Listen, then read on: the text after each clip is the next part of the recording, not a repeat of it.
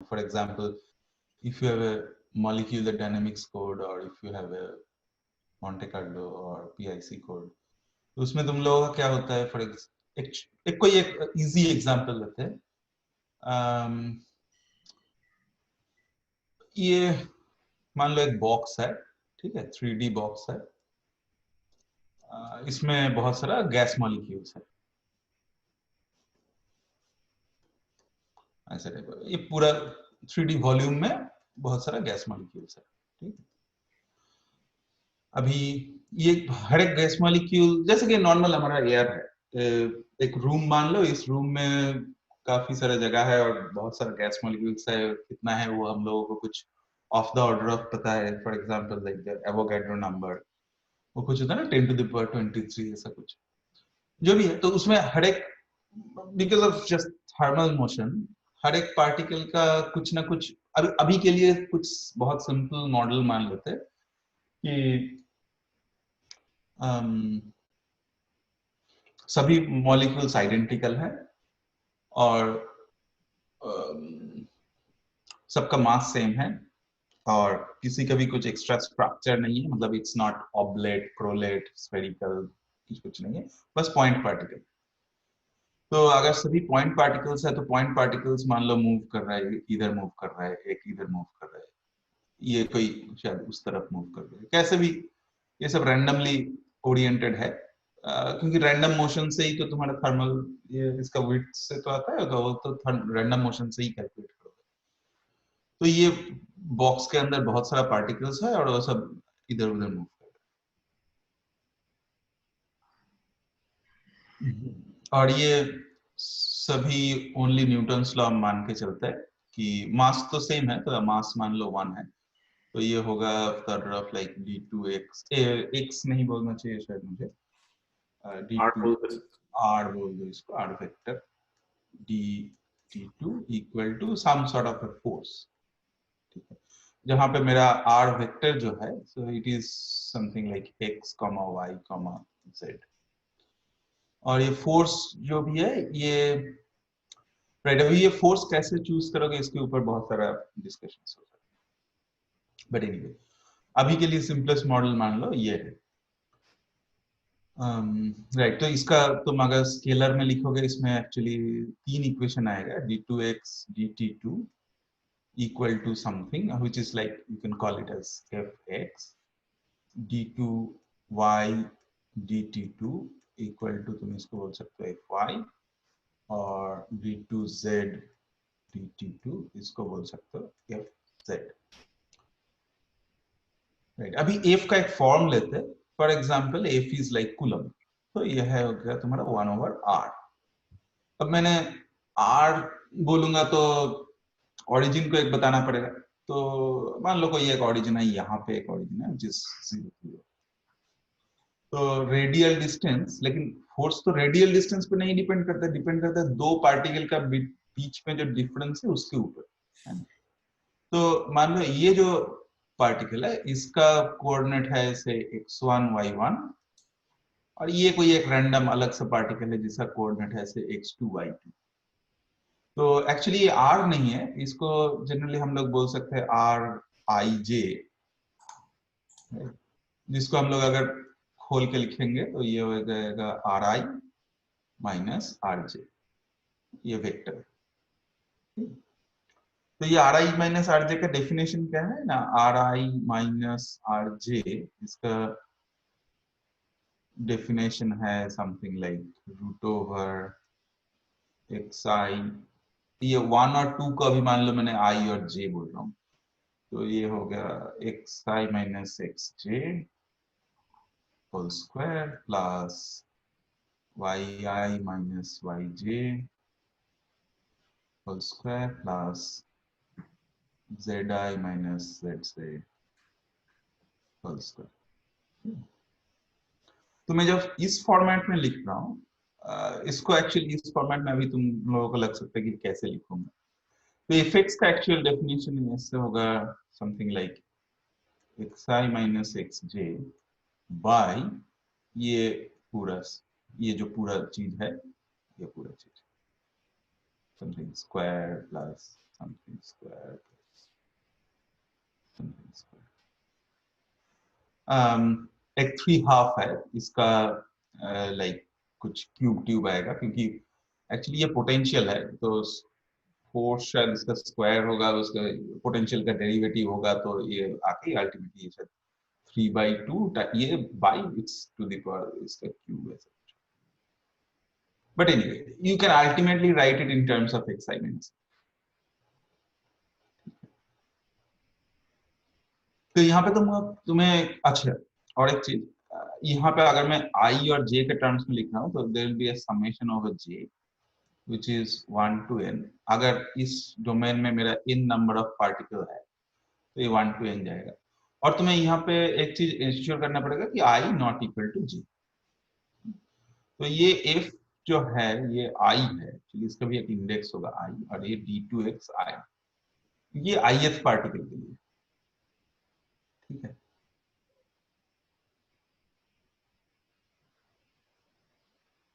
Right, तो ith particle के लिए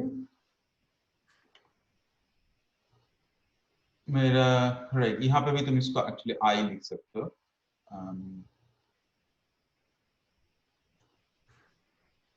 एफ आई,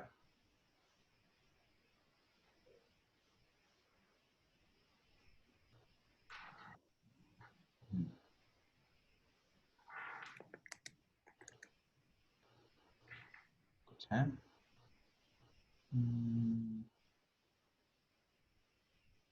ये एक्चुअली क्यूब होता है और ये आर वेक्टर होता है। क्या ये पार्ट, मोस्ट प्रोबब्ली ये पार्ट तुम लोगों के पास क्लियर नहीं हुआ। क्या ये पार्ट क्लियर हुआ?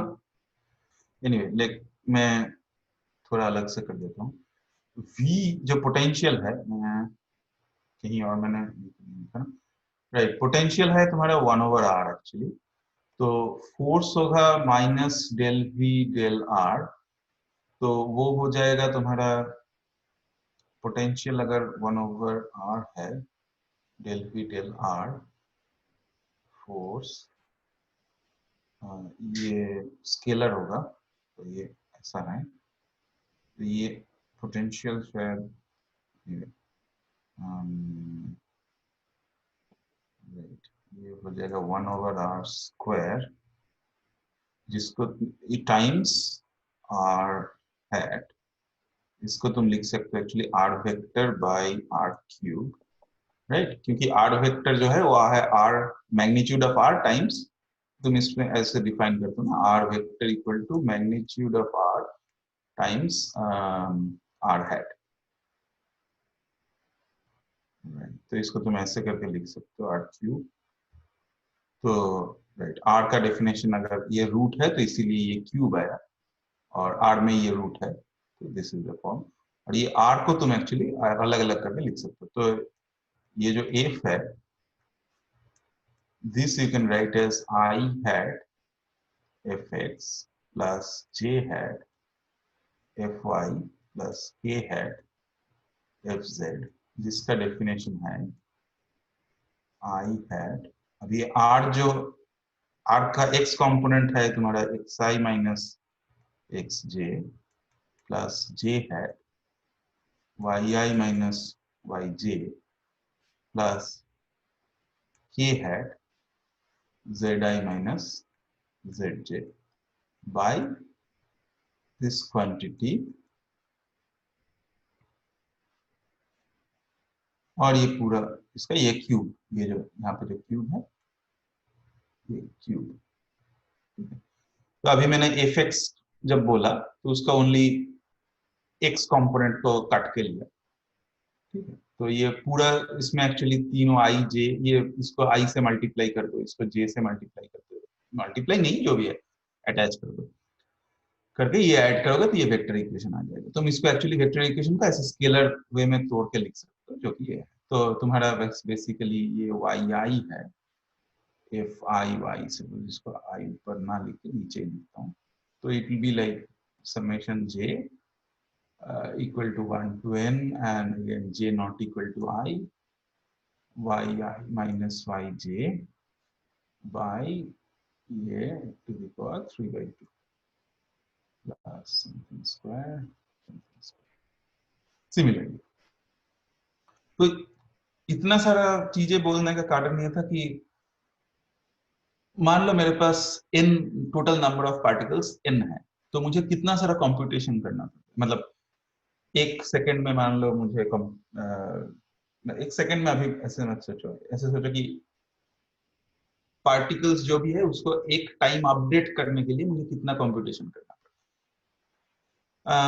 You will see if I have total number of particles n, तो मुझे एटलीस्ट एक टाइम इटरेशन के लिए जो भी टोटल नंबर ऑफ कंप्यूटेशंस जो करना पड़ता है, दैट इज n स्क्वायर।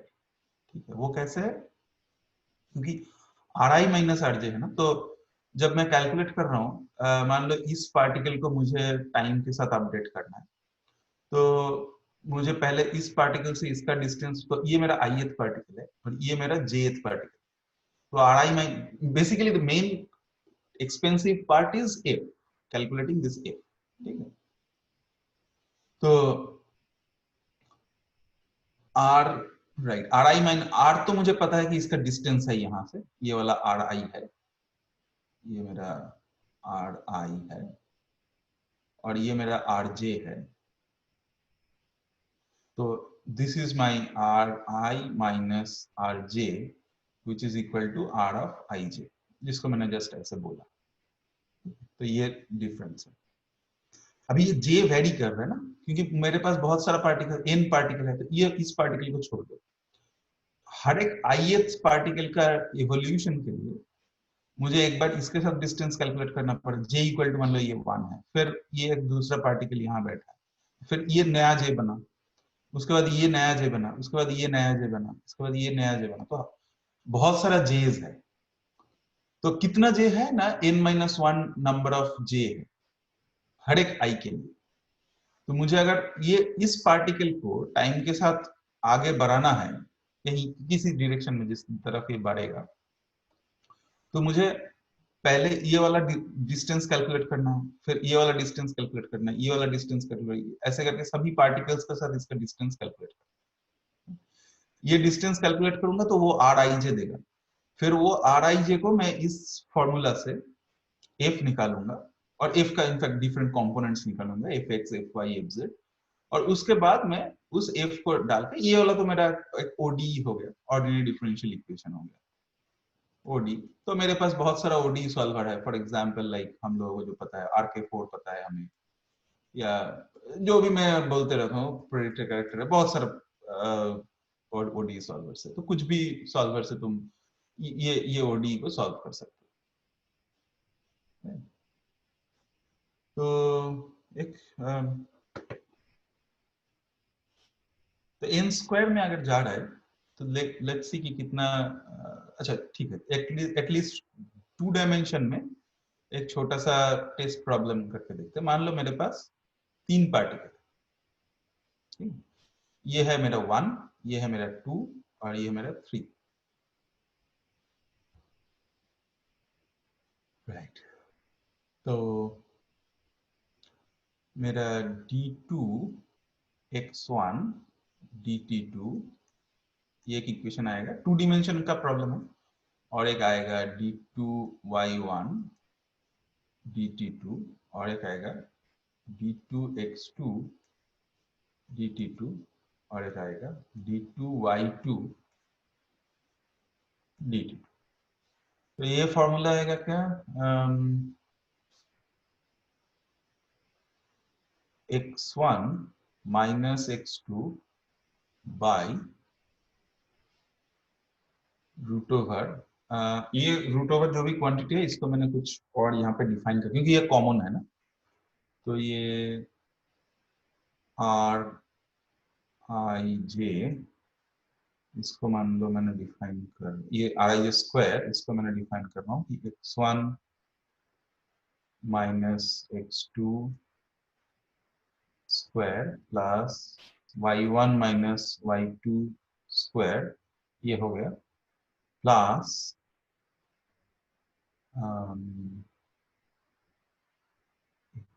शायद मुझे ये स्क्वायर नहीं लिखना चाहिए था, सर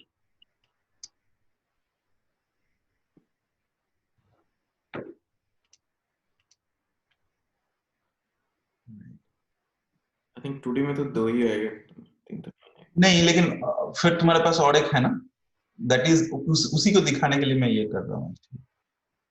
तो ये है x1 minus x3 square plus y1 minus y3 square, और ये RIJ नहीं है इन दैट केस, ये बेसिकली है ऐसे। एक्चुअली RIJ फॉर्मेट में लिखते हो ना तो कुछ पता नहीं चलता है, जब लोग जब बाद में करते हैं तब फंस जाते। ये है R12, R12 ये आ गया, और ये आ गया R13, ठीक है। तो ये पार्ट आ गया, राइट। तो ये टोटल पार्ट एक्चुअली, राइट, ये R1 के लिए कैलकुलेट कर दो, ठीक है। ये भी R1 के लिए है। फिर ये जो पार्ट है इसके लिए तुम्हें कैलकुलेट करना पड़ेगा R21 प्लस R23 सिमिलरली, तो इसका डिनोमिनेटर भी बदल जाएगा। तो ये कुछ यहाँ पे रूट ऑफ समथिंग आया प्लस x1 माइनस x3 आएगा, रूट ऑफ समथिंग आएगा, जो भी स्क्वायर प्लस स्क्वायर। सिमिलरली यहाँ पे आएगा y1 minus y2 by something plus y1 minus y3 by something. इसमें आएगा x2 minus x1, x2 minus x3।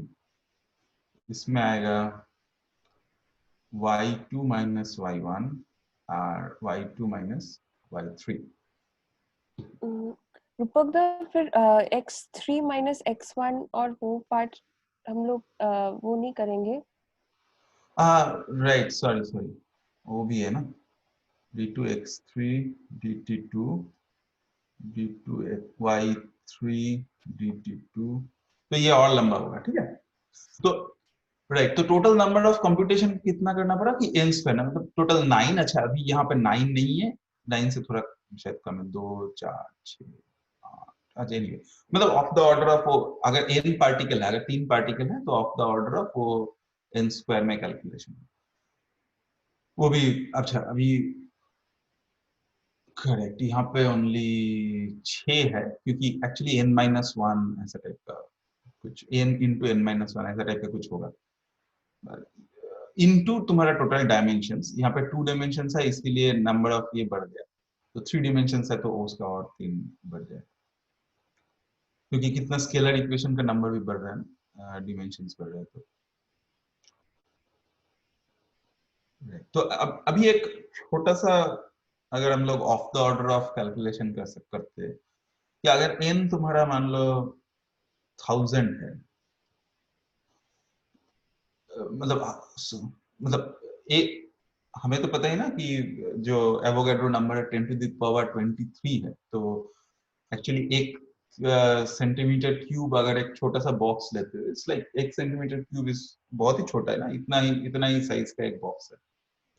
तो इतना साइज का एक बॉक्स अगर तुम लोगे, विच इज फिजिकली जिसका साइज शायद इतना ही है, 3D बॉक्स अगर तुम इमेजिन करोगे, तो इसी में n है 10 टू द पावर 23, राइट। तो n टू द पावर 23 का अगर तुम स्क्वायर निकालोगे, इट्स लाइक हेल, इम्पॉसिबल, तो वो तो कर ही नहीं सकते हो। तो मान लो बहुत छोटा नंबर ऑफ पार्टिकल 1000 है, या ऑफ द ऑर्डर ऑफ, तो n स्क्वायर कितना हो जाएगा फिर? n स्क्वायर हो जाएगा तुम्हारा 10 टू द पावर 6, राइट। अभी अपना जो अभी हमारा जो कंप्यूटर्स है, ये तो कितना पावरफुल है, गीगाहर्ट्ज में होता है ना ये, जो अगर तुम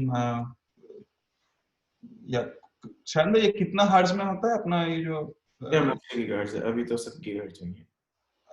मैं बस अपना कंप्यूटेशन टेराफ्लॉप्स में मेजर होते हैं ना? नहीं, कंप्यूटेशन का बात नहीं कर रहा हूँ, सीपीयू प्रोसेसर का है, तो क्लॉक फ्रीक्वेंसी से कुछ यहाँ से नहीं लिखते, कहाँ से लिखते हैं? प्रोसेसर 2.7 गीगाहर्ट्ज है ना। ओके, तो गीगा मतलब हो गया, तो स्टॉप शेयर,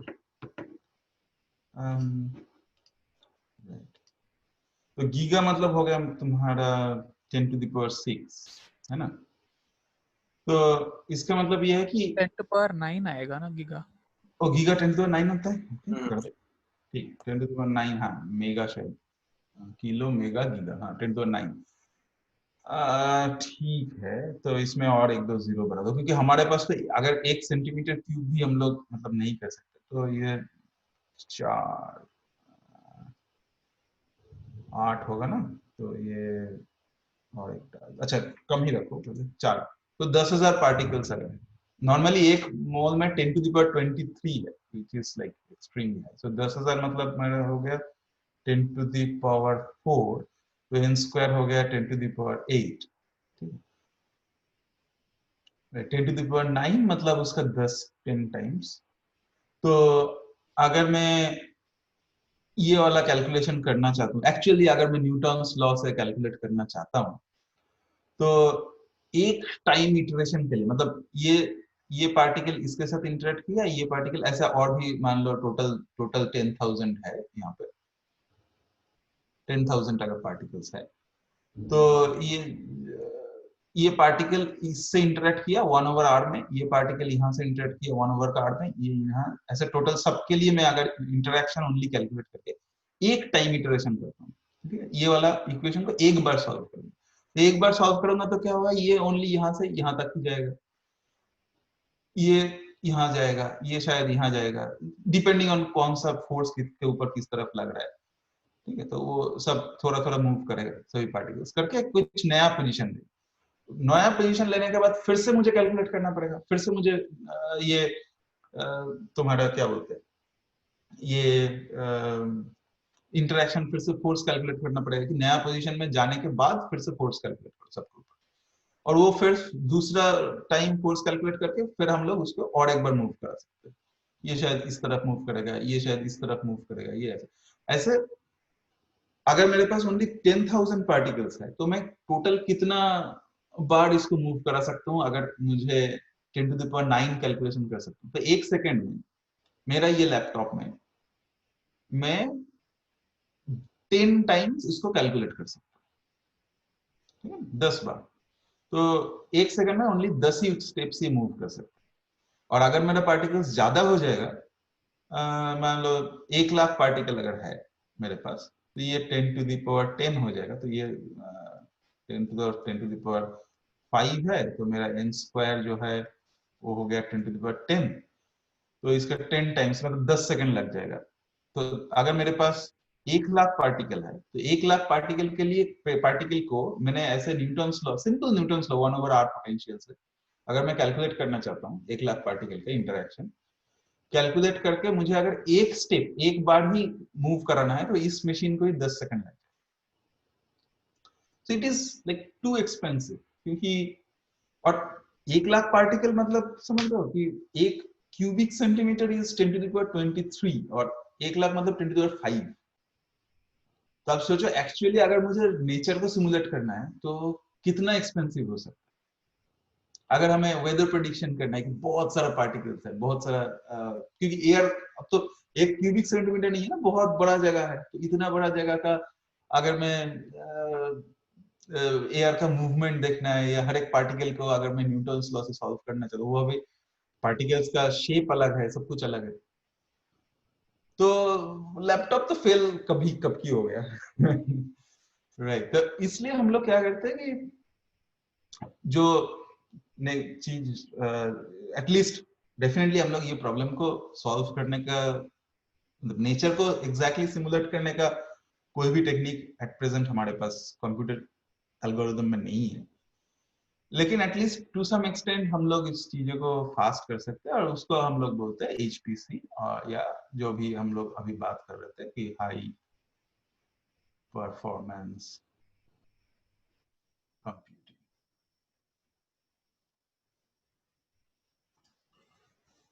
तो उसमें हम लोग क्या करते हैं हाइपर HPC में जनरली हम लोग क्या करते हैं कि इस जो भी रेजीम है इसमें तो मैंने बोला कि अभी इतना ये नंबर को फिक्स मान लो अच्छा जस्ट मैं एक चीज ऐड करना चाहता हूँ यहाँ पे ओके सो ये जो दो पर्टिकुलर टर्म है ना clock speed and flop right हम लोग HPC के लिए फ्लॉप यूज करते हैं एंड जनरल कोई भी कंप्यूटर के लिए क्लॉक स्पीड ही बोलते हैं। तो हम लोग जब कोई कंप्यूटर का प्रोसेसर चेक करते हैं कि कितना फ्रीक्वेंसी है उसका, लाइक 2.7 जैसे हम लोग यहाँ पे देखा 2.7 गीगाहर्ट्ज, सो ये एवरीथिंग काउंट करते हैं। ऑफ कोर्स ये कैलकुलेशन पर सेकंड है, बट ये इंटीजर प्लस फ्लोटिंग पॉइंट दोनों को कैलकुलेट करता है। बट फ्लॉप में ओनली फ्लोटिंग पॉइंट ऑपरेशन को कैलकुलेट किया जाता है। सो वो ज्यादा कॉम्प्लिकेटेड होता है एंड उसमें और भी ज्यादा रॉ पैरामीटर देता है कि कंप्यूटर का कैपेसिटी कितना है। सो 2.7 गीगाहर्ट्ज डजंट मीन कि वो 2.7 गीगाहर्ट्ज स्पीड में फ्लोटिंग पॉइंट ऑपरेशन कैलकुलेट कर सकता है। It includes integer plus floating number, so वो जस्ट एक डिफरेंस है। और इसीलिए एचपीसी को ऑलवेज फ्लोटिंग फ्लॉप्स में कैलकुलेट किया जाता है, ना कि फ्लॉप्स में। थैंक्स। तो जनरली हम लोग इस टाइप में क्या करते हैं कि ये जो सिमुलेशन डोमेन है, अभी 2D मान लो, तो इसको क्या करते हैं, ऐसे छोटे छोटे ग्रिड में बांट देते हैं, ऐसे टाइप का पूरा सिमुलेशन डोमेन को मान लो मैंने ऐसे ग्रिड में बांट दिया। अब मैंने बोला कि मेरे पास बहुत सब, यहाँ पे 1 लाख पार्टिकल है, तो ये सब जगह ऑलमोस्ट भरा हुआ है, ठीक है, ऐसा बहुत सारा पार्टिकल इसमें है। तो मुझे मान लो ये डोमेन को देख रहा हूं मैं, ठीक है, ओनली ये डोमेन, तो इसको मैं बोल रहा हूँ 1, ये डोमेन को देख रहा हूँ, ये डोमेन को बोल रहा हूँ मैं 2, ये डोमेन है, ये 3, ऐसा हर एक डोमेन को अलग अलग अलग अलग नाम दे दिया। और एसेंशियली कुछ नहीं है, मेरे पास एक कंप्यूटर था, ये कंप्यूटर 1 मान, ऐसा 10,000 कंप्यूटर और लगा दिया, कंप्यूटर 2, ये एक है कंप्यूटर 3, ये एक है कंप्यूटर 4 डॉट डॉट डॉट, ये एक है कंप्यूटर 10,000, ठीक। तो एसेंशियली क्या है कि सभी कंप्यूटर के साथ सभी कंप्यूटर को हम लोग कुछ लैन केबल से या फिर कुछ डिफरेंट डिफरेंट केबल से जोड़ दिया, नॉट नेसेसरीली ऑलवेज लैन। तो अभी ये जो डोमेन 1 है, ये वाला रेजिम जो है, इसमें जितना पार्टिकल्स था उसको ये कंप्यूटर को बोला भाई तू सॉल्व कर। डोमेन 2 जो है, ये वाला रेजिम, इसको बोला कि कंप्यूटर 2 को बोला तू सॉल्व कर। ऐसा टाइप के डिफरेंट डिफरेंट डोमेन के अंदर जितना पार्टिकल है वो सब डिफरेंट डिफरेंट कंप्यूटर सॉल्व कर। नाउ कम्स द क्वेश्चन कि कैसे इंटरेक्शन होगा, जो जिस पॉइंट में शायद भी बोल रहे थे कि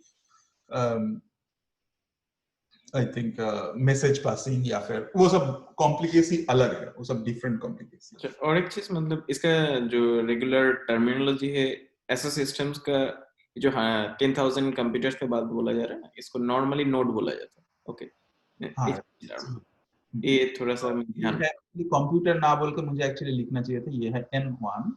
हाँ, बट उन लोग के लिए जो लोग एकदम ही कोई एक्सपीरियंस नहीं है, उन लोग के लिए कंप्यूटर सोचना ठीक है। नोड मतलब एक सिंगल कंप्यूटर पकड़ ले सकते हैं। उसके बारे में मैं सोचा था एक बार बताऊंगा उसमें थोड़ा सा। एनीवे, तो this is called node, right. तो एक नोड और कंप्यूटर में माइनर सा डिफरेंस है। Of course very different. अच्छा ठीक है, नोड और कंप्यूटर में डिफरेंस क्या है? अच्छा, अपना अभी आजकल तो बहुत स्मार्ट, मतलब मॉडर्न कंप्यूटर आ गया। पुराना जमाने वाला कंप्यूटर में बात करते हैं, उसमें आइसोलेट करना आसान होता है, अभी तो सब कुछ एक साथ एग्जैक्टली मिला देता है, तो इट्स नाउ कॉम्प्लिकेटेड। पुराना जमाने में कंप्यूटर कैसा था, एक डेस्कटॉप होते, सॉरी एक मॉनिटर होता था, ठीक है ना, यहाँ पे वो जो भी है, ऐसा एक मॉनिटर होता था और एक सीपीयू का एक डब्बा होता था, यहाँ पे ये कुछ बटन वगैरह होता था, यहाँ पे कुछ वो हार्ड डिस्क ये सब रहता था, ठीक है ना। और तो कीबोर्ड माउस वो तो कुछ था ही, वो भूल जाओ उसको, ये कीबोर्ड था और ये कुछ माउस था। तो ये होता था पुराना एक जिसको टोटल सिस्टम को, जिसको हम लोग डेस्कटॉप या ऐसा ही कुछ बोलते थे, डेस्कटॉप। अभी नोड में क्या है, नोड में ये सब हटा दिया, ये कुछ भी नहीं है, ओनली ये इतना ही है, तो ये कुछ नहीं है, ठीक है। इसमें एक्चुअली कैलकुलेशन कहाँ होता था, इसी के अंदर होता था। ये तो ओनली विजुअलाइजेशन के लिए था, और ये इनपुट देने के लिए था, ये इनपुट देने के लिए था, ये विजुअलाइजेशन मतलब आउटपुट था। तो ये सब केबल से जुड़ा हुआ रहता था। एक्चुअल कंप्यूटेशन तो यही होता था, ये जो जिसको हम लोग सीपीयू वीपीयू बोलते हैं। अब ये सीपीयू के अंदर क्या होता है, सीपीयू को अगर मान लो मैंने कैसे रखूंगा, ऐसा करके रखता हूँ, ठीक है। तो इमेजिन कर लो ये कैसे दिखाऊंगा, राइट। तो ये जो बटन है, वो जो स्टार्ट बटन होता था वो मान लो इधर है, और ये जो फ्लॉपी था वो फ्लॉपी या एनीवे सीडी ड्राइव जो भी फ्लॉपी का एक और रहता था यहाँ पे। तो ये ऐसा है, ठीक है। तो अभी तुम अगर ये वाला जो चीज है ऊपर का एक जो कवर होता था इसको मान लो हटा दो, ठीक है। तो ये अंदर का पार्ट तुम्हें दिखेगा, अंदर क्या है, ठीक है। सीपीयू के अंदर मतलब ये ऊपर का ये जो ब्लैक या फिर जो भी कलर का जो भी एक मेटल का शीट रहता था ना, वो शीट को मान लो खोल दो। तो अंदर ये क्या रहता था, इसके अंदर तुम अगर देखोगे तो यहाँ पे एसेंशियली इस यहाँ पे एक्चुअली वो पावर कॉर्ड रहता था इस तरफ, ठीक है। यहाँ पावर कॉर्ड है, तो यहाँ पे एक चीज बोलता था, इसको कहता था एसएमपीएस। तो एसएमपीएस कुछ नहीं था, ये 220 वोल्ट पावर आ रहा है, उसको अकॉर्डिंगली उसने स्टेप डाउन या स्टेप अप करता था, वो पार्ट को छोड़ दो, ये नोड में एक्चुअल नोड में ये नहीं रहता। और एक चीज रहता था इसके अंदर, इसी के नीचे ऐसा करके, इसे कहता था मदरबोर्ड, ठीक है। और ये मदरबोर्ड के ऊपर यहाँ कहीं एक प्रोसेसर रहता था, तो ये था प्रोसेसर, ये मदरबोर्ड। इसमें एक्चुअली तुम मैं वो स्क्रू ड्राइवर लेके हम लोग उसको लगा देते, तो ये यहाँ पे तुम ये जो पीछे का जो शीट था इसके अंदर वो ग्रूव किया हुआ रहता है, तो उसमें तुम ये स्क्रू ड्राइवर लेके ये स्क्रू को फिक्स कर सकते, स्क्रू से मदरबोर्ड को लगा दो।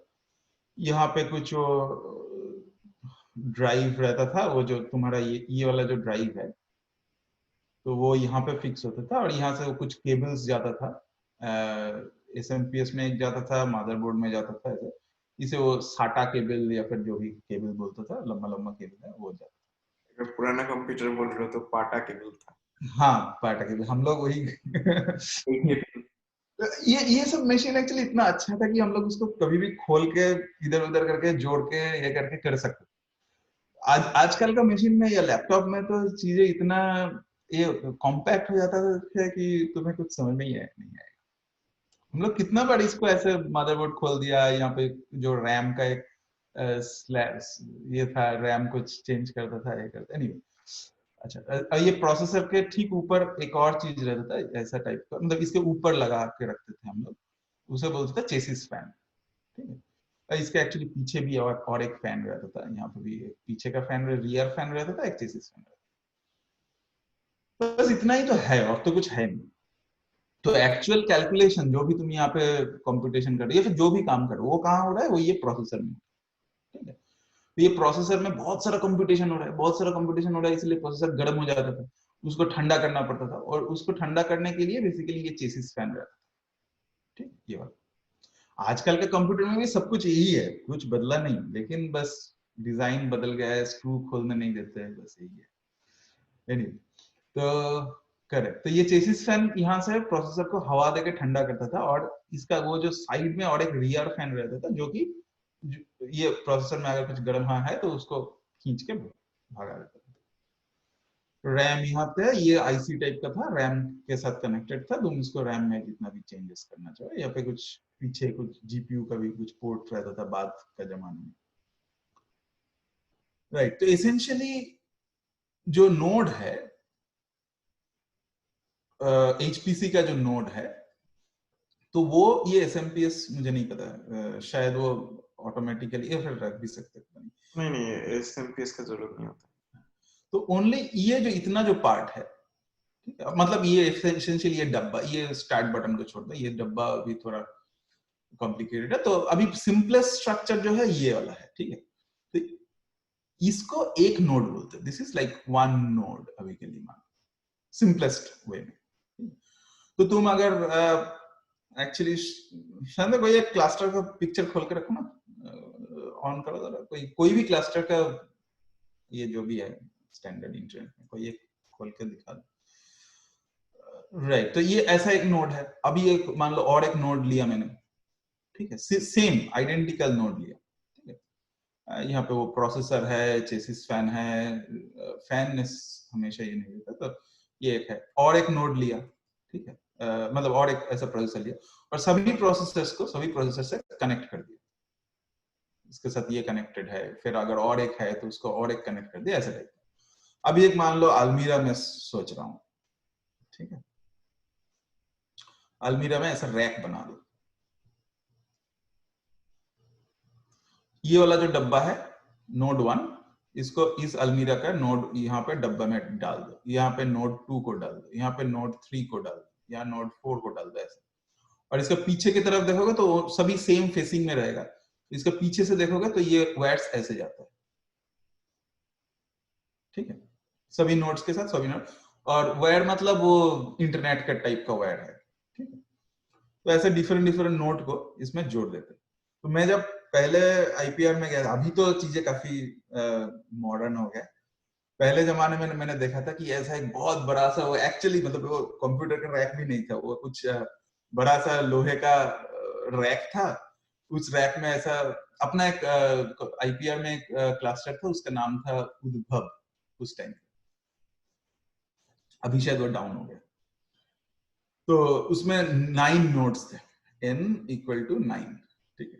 तो ऐसा 9 नोड्स था और सभी नोड्स के साथ ऐसे तार से कनेक्टेड था, और ठंडा करने के लिए उनके पास कुछ नहीं था, एक बड़ा सा फैन था, मतलब तुम लोग पता नहीं वो देखे हो कि नहीं, पुराने जमाने में जब वो ये होता था ना, जो वो कोई भी पार्टी वार्टी होता था तो वहां पे एक बड़ा सा फैन लगाते ना, मैन हाइट लंबा एक फैन रखता था, टेबल फैन के टाइप का, तो वो बहुत नॉइज करता था, घूमता था, तो वहां पे यहाँ पे एक ऐसा बड़ा सा फैन है, उस फैन से इसको हवा देता था ताकि ये ठंडा रहे।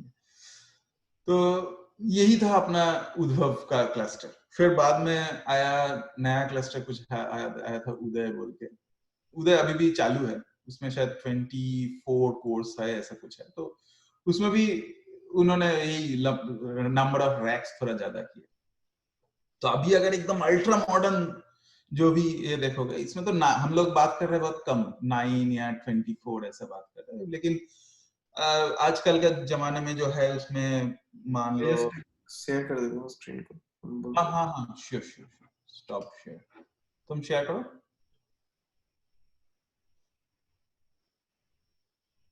राइट, वेरी गुड, ओह बढ़िया पिक्चर मिला यार। तो चलो मैं इसके ऊपर देखता हूँ कुछ कर सकता हूँ, अनोटेड, राइट, गुड। अजीब से कुछ दूसरा कलर ले लेते हैं, वेरी गुड।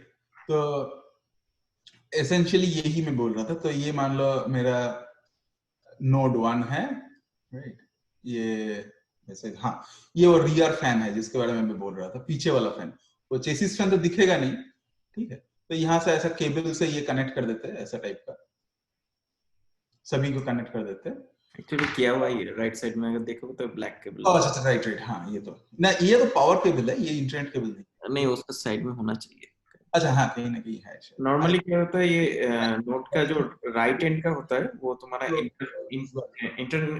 इंटरनेट के लिए होता है, और तुम्हारा और एक होता है तुम्हारा, राइट, ये सब अलग है, ये कनेक्ट नहीं होता, इधर ही होगा कहीं ना कहीं कनेक्टेड। एनीवे, तो ये मान लो नोड 1 है, ये एसेंशियली नोड 2 है, ये एसेंशियली नोड 3 है, ऐसा करके 9 नोड है मान लो, मुझे नहीं पता ये कौन सा है। तो ऐसा हजार हजार नोड लोग कनेक्ट करते थे तो पुराने जमाने में हमारे। तो अभी इस पिक्चर में आता है, या फिर मान लो ये वाला पिक्चर खोलो सामने, ये वाला, हाँ, मेरा ड्राइंग्स क्लियर करना पड़ेगा ना।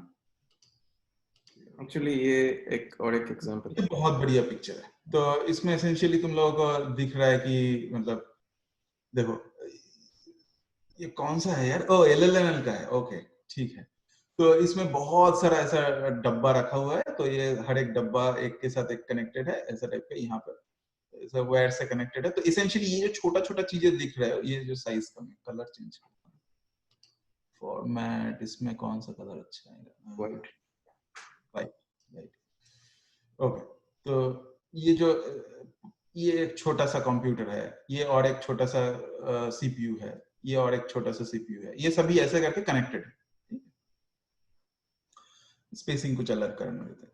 तो आजकल का रैक ऐसा बन गया तो पीछे से उतना बड़ा वाला एक फैन लेके हवा डालने का जरूरत नहीं है। तो ये सब जो अलमीरा है ये एक्चुअली जैसे कि ये पिक्चर में तुम्हें दिख रहा है यहाँ पे, ये एक्चुअली ऑटोमेटिकली तुम्हारा ये रहता है, क्या बोलते हैं, एयर कंडीशन रहता है और उसमें और भी बहुत स्मार्ट एयर कंडीशन अभी तुम्हारा जो मैंने मिड एंड लो एंड भी नहीं, mid and servers liquid cooled होता है, ओके, और हाई एंड तुम्हारा सुपर कंडक्टिंग कूलिंग भी दे रहा है आजकल। Okay okay good. तो ये ऐसा, और इसमें और भी मतलब अपना आईपीआर में ही मेरे को जैसे फॉर एग्जांपल पता है कि ये पुराना वाला है, ये पुराना एक बड़ा सीपीयू है देखो। राइट राइट, तो तुम लोगों का अभी राइट अभी पता चल ही रहा है। तो ये ऐसे कनेक्टेड रहता है सब एक के साथ दूसरा, पावर कॉर्ड रहता है और आदमी यहाँ पे ऐसे घुस के ऐसे डिफरेंट डिफरेंट कंप्यूटर को ऐसे कनेक्ट करके रखते थे। तो अभी क्या है कि for example let's take the small example of the molecular dynamics part. तो अभी हमारे पास ऐसा राइट यहाँ पे बहुत सारा पार्टिकल्स हम लोग 10 लाख या 1 लाख पार्टिकल्स को हम लोग डिस्ट्रीब्यूट किए थे ना।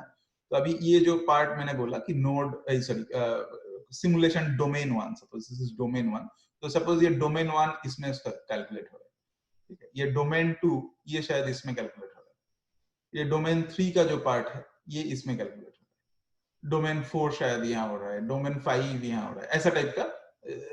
तुम अभी सोचो कितना सारा स्प्लिट कर सकते हो। वो क्वेश्चन मत पूछना अभी कि मैसेज पासिंग कैसे हो रहा है, कि क्योंकि जब तुम यहाँ पे हो कुछ पार्टिकल्स तो यहाँ से यहाँ जा रहा है, यहाँ से यहाँ आ रहा है, या फिर जब तुम आर आई जे कैलकुलेट कर रहे हो तो नेसेसरी नहीं है इसी डोमेन के अंदर तुम कैलकुलेट कर रहे हो, यहाँ से यहाँ तक भी कैलकुलेट कर रहे हो कभी कभी। तो फिर दोज आर ट्रिकी क्वेश्चंस, लेकिन उसके लिए ही पूरा ये जो ओपन एमपी एमपीआई ये सब कॉन्सेप्ट आया है, उसको कैसे कर सकते हैं उसी के वो सभी चीजें के लिए वो कॉन्सेप्ट आया है। और एक तो नोमेनक्लेचर मैं बता देता हूँ। सो दो टाइप का चीज होता है, एक को बोलते हैं टावर टाइप और एक होता है rack rack mounted, okay.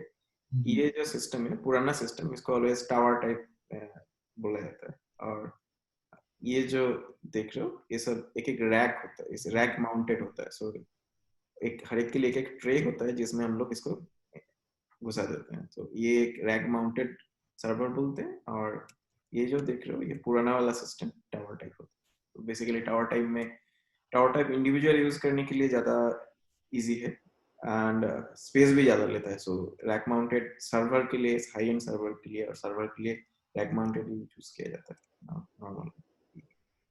Good right.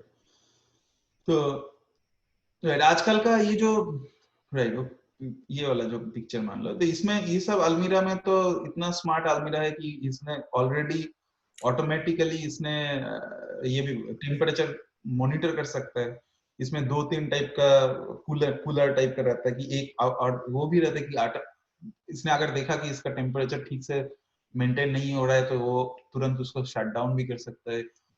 उसको हैंडल करने के लिए एक अलग सा मशीन रहता है जिसमें तुम सारे इनफैक्ट अलमीरा को तुम उसको चेक कर सकते हो, देख सकते हो कि कौन सा अलमीरा कैसे चल रहा है। And all that is something called data centre. तुम आईपीआर में भी देख सकते हो कि अभी वहां भी वैसा आईपीआर में अभी तो सीपीपी में भी आ गया। ओह अच्छा, तब तो बढ़िया है, जो मुझे नहीं पता था। Okay that's good. कौन गोविंद एनीवे, तो इट्स रिकॉर्डिंग तो राइट तो करेक्ट। हाँ यही सब ऐसा ही था, this kind of structures. Okay okay हाँ ठीक है। एनीवे ठीक है। तो ओवर अच्छा अभी और एक चीज अभी मैं अपना शेयर करता हूँ, शेयर स्क्रीन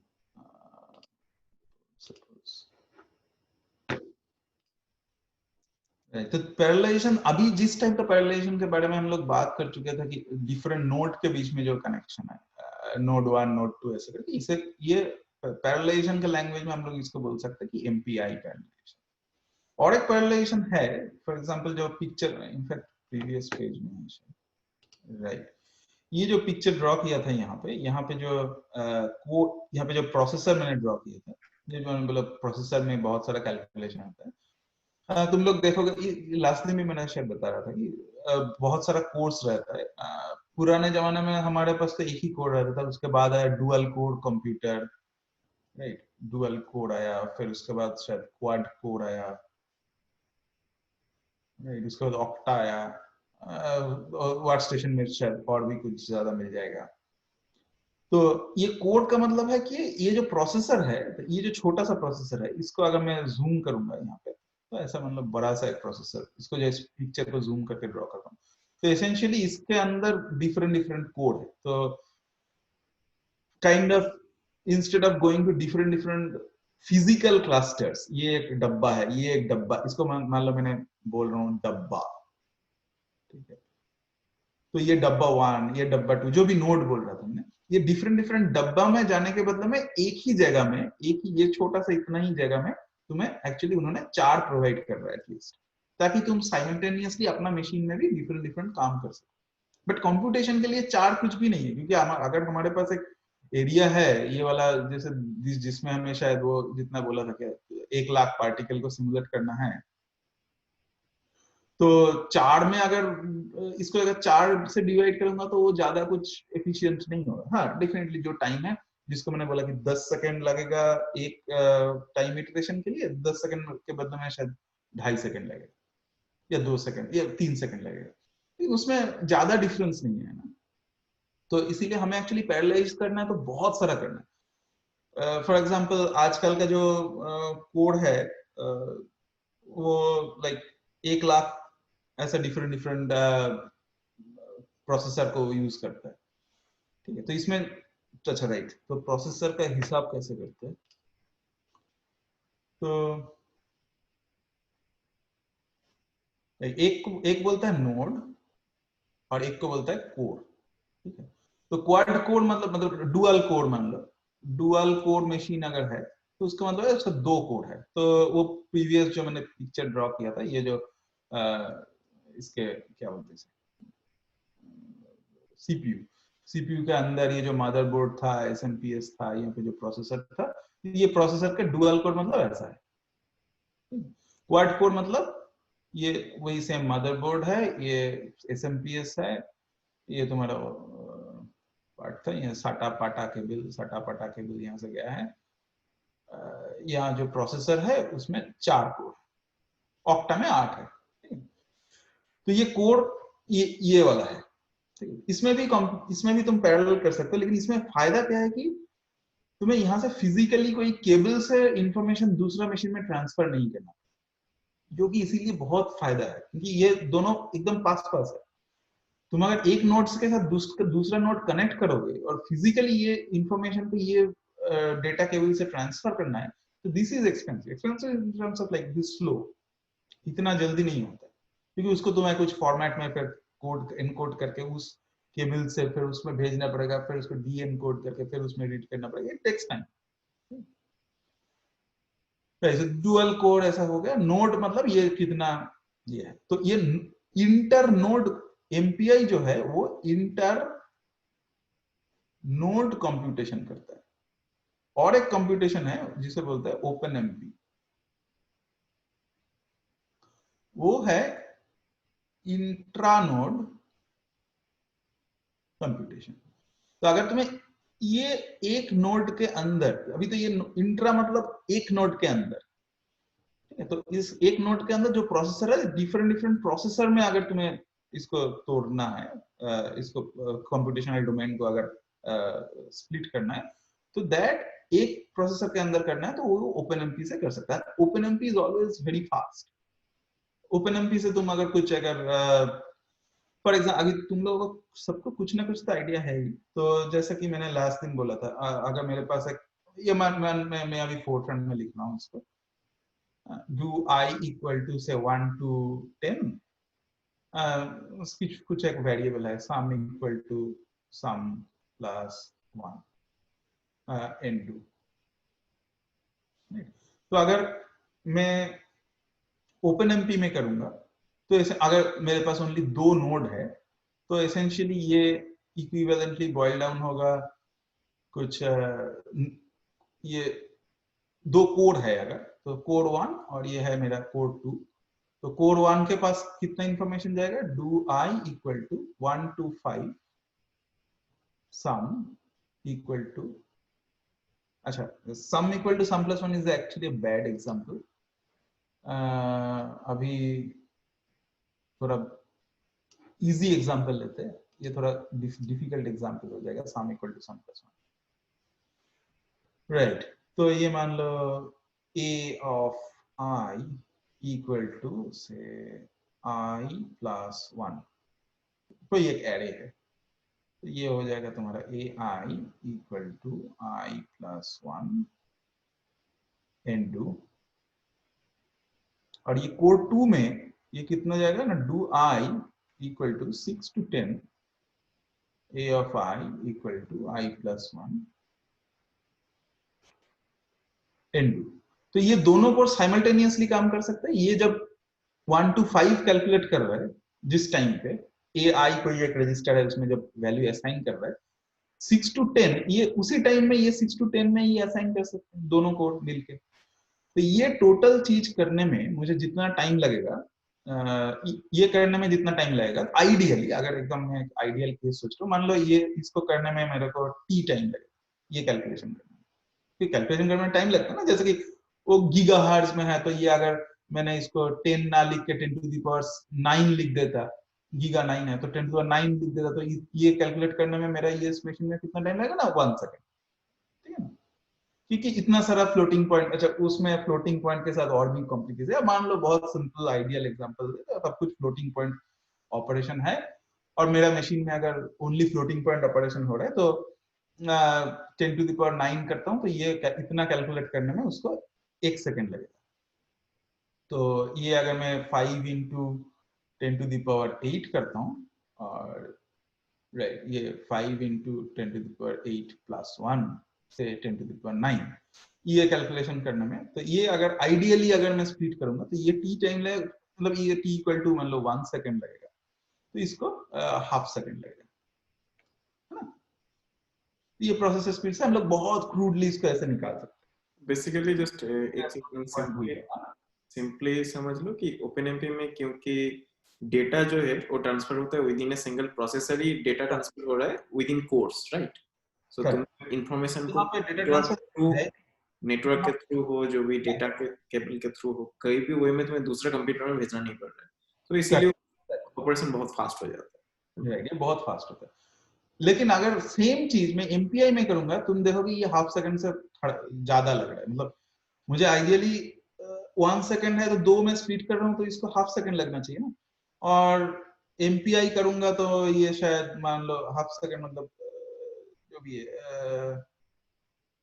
3/4 सेकंड ऐसा कुछ लग जाएगा एमपीआई करोगे तो इसका एक स्टैंडर्ड टर्मिनोलॉजी है जिसको बोलते हैं लीनियर स्केलिंग। तो ये मान लो मेरा नंबर ऑफ कोर्स है, नंबर ऑफ कोर्स, ठीक है, ये मेरा 1 है यहाँ पे, ये मेरा 2 है, ये मान लो 4 है, ये मान लो 8 है, और ये कैलकुलेशन मेरा करने में कितना टाइम लग रहा है, तो ये मान लो मेरा मतलब 1 सेकेंड, ये हाफ सेकेंड, ये 1/4 सेकेंड, 1/8 सेकेंड। इसको तुम एक लाइन से ड्रॉ करोगे तो ऐसे आएगा। इनफैक्ट आप लोग इसको उल्टा कैलकुलेट करते हैं कि 1/that, तो इट्स लाइक सेम एक्सिस अगर ये वही है, अगर नंबर ऑफ कोर्स, तो स्पीड अप बोलते हैं, तो 1 में स्पीड अप मान लो 1 है, unit amount of speed up. 2 में अगर आधा गया तो हम लोग बोलते हैं उसका स्पीड अप 2 हो गया। तो 1 में 1 है, 2 में अगर मतलब एग्जैक्टली अगर हाफ सेकंड लगा तो स्पीड अप हम लोग बोलते हैं 2 टाइम्स फास्टर। तो ये 1 है, ये 2 है, ये पॉइंट। अगर 4 में 4 टाइम्स हो गया तो ये हो गया 1/4 सेकंड। अगर 4 में इसको अगर मैं बांटता तो इसमें 1/4 सेकंड लगता, तो ये है। तो आइडियल स्केलिंग जो है तो वो कहीं कुछ ऐसा टाइप का लीनियर होता है, तो इसे हम लोग एक टर्म है उसे हम लोग बोलते हैं लीनियर स्केलिंग। तो this is the ideal scaling किसी भी सिचुएशन में।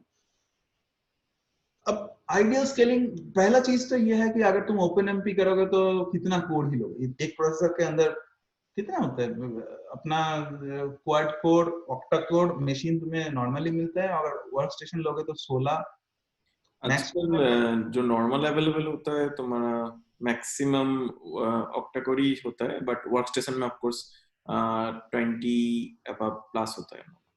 राइट, फॉर एग्जांपल अपना जो आईपीआर में मुझे याद है, उद्भव में मुझे याद है, उद्भव में शायद of the order of 32 course था, उदय में ऑफ द ऑर्डर ऑफ शायद 28 कोर्स था, अभी कुछ नया आया है उसमें of the order of 40 course है। तो ऐसा डिफरेंट डिफरेंट मशीन में different different number of course है, लेकिन 40 से ज्यादा शायद उतना नहीं होता है।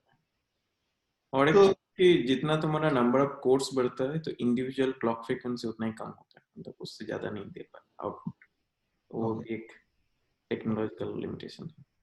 सो Okay. जितना जिसका भी जितना मोर देन 8 कोर के केस के बात कर रहा हूँ, 8 कोर तक तुम क्लॉक फ्रीक्वेंसी सेमी मेंटेन कर पाते हो, but more than that always come हो जाता है। नहीं, ये 40 तक ही जा सकता है, लेकिन हमें अगर पैरेललाइज करना है, फॉर एग्जांपल अभी नया लोगों को नहीं पता है, लास्ट दिन जैसे कि हम लोग बात कर रहे हैं FFTW लाइब्रेरी के बारे में कुछ बात कर रहे थे, तो उन्होंने कुछ एक ही FFT लाइब्रेरी को उन्होंने 3 लाख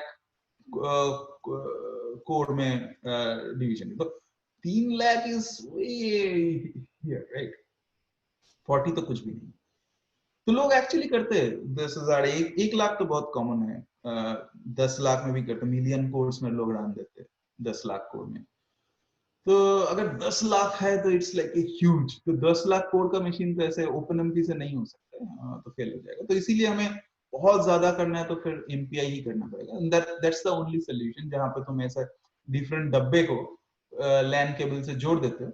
हम लोग एक्चुअली फिजिकली जोड़े भी थे, जस्ट कुछ नहीं है, बस वो कुछ केबल्स रहता है उसमें जोड़ दो डेटा ट्रांसफर के लिए।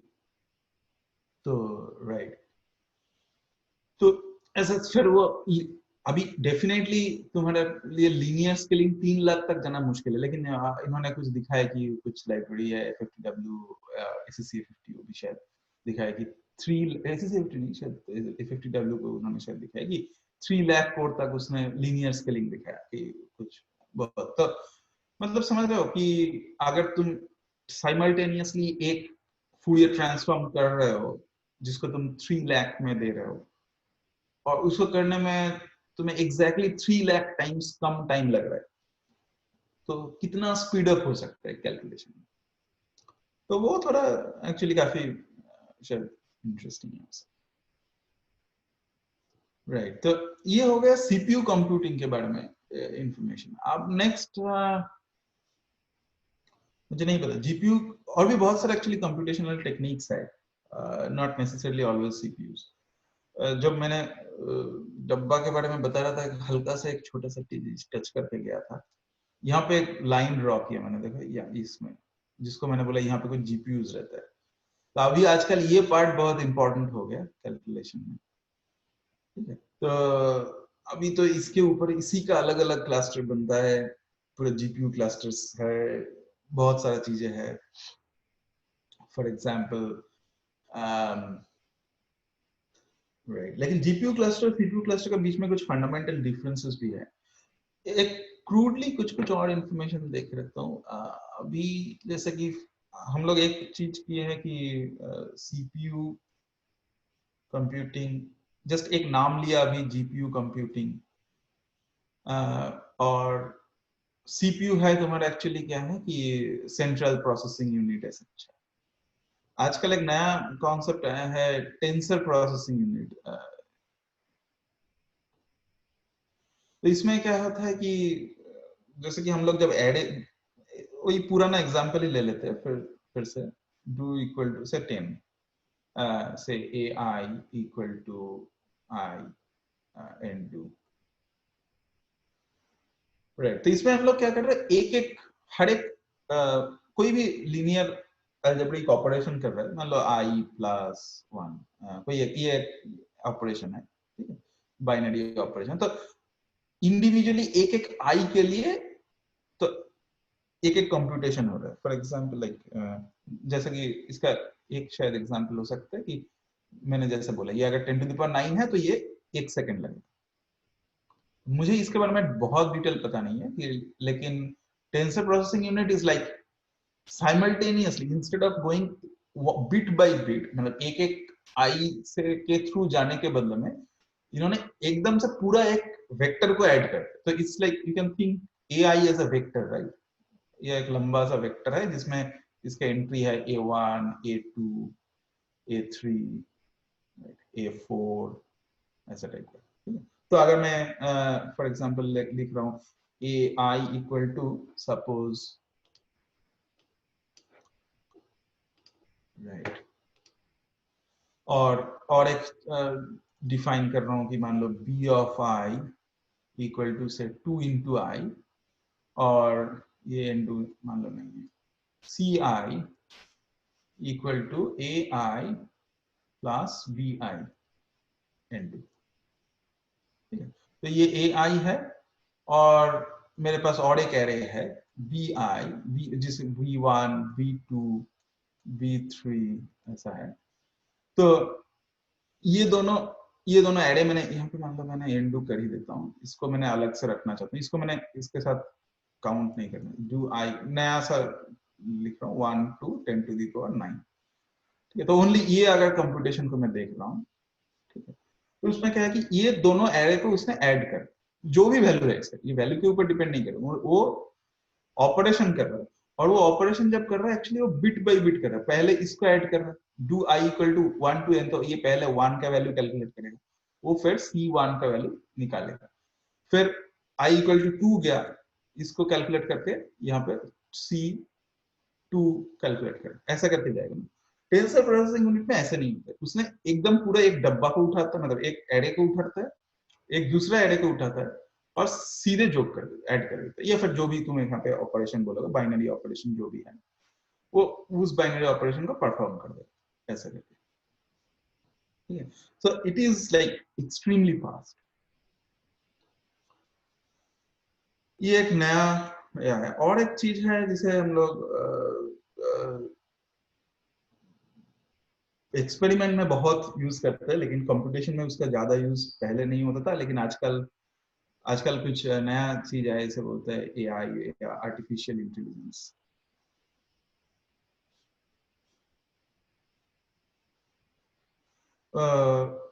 AI में जो चीज दुनिया में एक्चुअली बहुत ज्यादा यूज हो रहा है वो है FPGA, जिसे बोलते हैं शायद कुछ ऐसा होगा, field programmable gate array. FPGA के बारे में मुझे बिल्कुल ही पता नहीं है, मैंने कभी डिटेल में कुछ काम नहीं किया, लेकिन एक्चुअली काफी कुछ ऑलरेडी डेवलपमेंट हो चुका है। तुम लोग देख सकते हो कंपनी है Xilinx बोल के, या Xilinx स्पेलिंग याद नहीं है मुझे, एनीवे GS नहीं, मुझे याद नहीं, एनीवे तो इन्होंने एक्चुअली शुरू में ये FPGA के ऊपर FPGA यूज करके AI के बारे में ये किए थे। अभी तो तुम देख सकते हो एक्चुअली इंटेल ने इसको मार्केट काफी एक्वायर कर लिया, तो इंटेल ने एक नया सा लैंग्वेज निकाले है, लैंग्वेज नहीं मतलब एक ये निकाले, उसका नाम है OpenCL। तो इसका फायदा क्या है? फायदा ये है कि तुम जैसे कि अगर तुम्हें C प्रोग्रामिंग मान लो आता है, तो और तुम्हें कुछ कंप्यूटेशन करना है FPGA में, तुम पूछ सकते हो कि क्यों करना है, आई एम आंसरिंग दैट। मान लो अभी तुम्हें कुछ कंप्यूटेशन करना है FPGA में, तो तुम्हें अगर C प्रोग्रामिंग पता है तो OpenCL is like almost similar to C. It's very close to C or C++. तो तुम्हें अगर C या C++ आता है तो you can actually code in OpenCL. तो उसमें क्या है कि तुम्हें एक्चुअली ये FPGA क्या है या फिर ये जो भी चीजें इसके बारे में जानने का कुछ भी जरूरत नहीं। So they have like made the platform like that, similar to the GPU platform actually. GPU के बारे में आता हूँ, मैं देख रहा हूँ यहाँ पे शिशिर भी है शायद, तो उसको उसको उसका हेल्प हम लोग ले सकते हैं क्योंकि वो शायद मॉडर्न इंफॉर्मेशन है उसके पास। तो एनीवे एफपीजीए में you can treat it as a black box. तो जैसे कि तुम अपना मशीन में कोड करते हो, वैसे सिमिलरली अगर तुम्हारे पास एक एफपीजीए है, तुम सी या सी प्लस प्लस के ऑलमोस्ट सिमिलर एक लैंग्वेज जो ओपनसीएल में लिख के तुम अपलोड करो और वो कैलकुलेशन एफपीजीए में होगा। फायदा क्या है? फायदा है स्पीड। ठीक है, कुछ एफपीजीए का एक्चुअली स्ट्रक्चर भी अलग है। इसमें स्पीड इन दिस सेंस कि इसमें वो कोई भी कोड अगर लिखोगे उसको कंपाइलेशन में बहुत टाइम लगता है। फॉर एग्जांपल एक छोटा सा तुम, जैसे कि हम लोग पर्सर सॉल्वर लिखे थे, लास्ट टू याद नहीं कितना कब, तो जो जो भी पर्सर सॉल्वर उसको अगर तुम हमारे कोड में कंपाइलेशन में टाइम ही नहीं लगा, रन करने में टाइम लगा, क्योंकि कंपाइल तो वो बहुत जल्दी कर देता था। जब तुम ./a.out लिखते हो या फिर जो भी एग्जीक्यूटेबल बनाने में उसको टाइम नहीं लगता, एग्जीक्यूटेबल को एग्जीक्यूट करने में टाइम लगता है।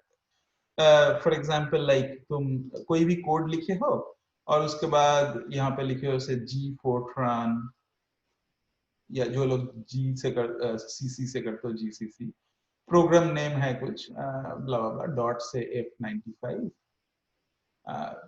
ये तुम्हारा कंपाइलेशन। ठीक है, यहाँ पे सिमिलर शायद .c या cpp जो भी है। तो ये फेज है कंपाइलेशन, इसमें टाइम नहीं लगता है। ये क्या करता है, ये कुछ जनरेट करता है से a.out ऐसा कुछ जनरेट, फाइल जनरेट, फिर हम लोग उसको एग्जीक्यूट करते हैं ./a.out ऐसे बोल के उसको एग्जीक्यूट करते हैं। मैं कभी कभी शायद उसको ऐसा सेमीकोलन देके ./a.out लिख देता था, उसका मतलब कंपाइल करके इमीडिएटली रन करो। लेकिन इन जनरल तुम्हें पहले कंपाइलेशन करना पड़ेगा, कंपाइलेशन के बाद उस कंपाइलेशन को कंपाइल करके वो कुछ एग्जीक्यूटेबल फाइल बनाएगा, एग्जीक्यूटेबल। तो ये जो एग्जीक्यूटेबल फाइल बनाएगा उसका वही नाम है A.out ऐसा कुछ बनाता है जब तुम एग्जीक्यूट करोगे, और उसको तुम रन कराते हो ./a.out बोल के, फिर वो कुछ रन होता है, डेटा मेटा जनरेट करता है, ब्ला ब्ला, वो कुछ प्रिंट भी, अगर तुम कुछ टर्मिनल में प्रिंट कराना चाहते हो, प्रिंट समथिंग ब्ला। तो हमारा ये जो यहां से यहां आने में, नॉर्मली हम लोग जब सीपीयू में कंप्यूटेशन करते हैं या जीपीयू में कंप्यूटेशन करते हैं, इसमें कुछ टाइम ही नहीं लगता, इमीडिएटली होता है। लगता भी है तो हार्डली 1 सेकंड, बहुत बड़ा कंप्यूटेशन। मेक फाइल करके में हम लोग इसको निपटाते हैं। एग्जीक्यूट करने के बाद यहाँ से यहाँ पे डेटा फेटा जनरेट करके इसको नया इसमें आने में टाइम लगता है। अनलाइक एफपीजीए में मेन टाइम यहाँ पे लग जाता है, इट टेक्स मिनट्स। अगर मैं पॉइसन सॉल्वर बोलूंगा तो it will take, instead of seconds और fraction of seconds, it will take minutes to generate this execute. लेकिन एक बार एग्जीक्यूटिव बन गया, फिर उसके बाद मान लो मैंने कंटिन्यूअस उसको लूप में चला रहा हूँ, it will B unbelievably fast. मतलब मैंने एक्चुअली देखा रियल टाइम, मतलब रियल टाइम में तुम, real time in this sense कि मैं अगर उसके सामने घूम रहा हूं तो उसने मेरा फेस को आइडेंटिफाई कर रहा है, एआई में जो होता है, या फिर मतलब इट्स, वो भी मैं बोल रहा हूँ जी बहुत पुराना बात है, 2017 है, 17 का बात कर रहा हूँ मैं, उस टाइम पे ये सब देखा था। तो अभी तो और भी बहुत बहुत बहुत एडवांस हो गया। तो ये इसमें एक्चुअली क्या होता है कि तुम जब कंपाइल करते हो, क्यों इतना टाइम लगता है, क्योंकि वो जो जैसे कि इसका नाम है एफ, मतलब फील्ड प्रोग्रामेबल गेट एरे, तो इस एक्चुअली एक gate is the logic gate, जो एंड और नॉट वो है। एरे तो ठीक है, मतलब बहुत सारा लॉजिक गेट्स है।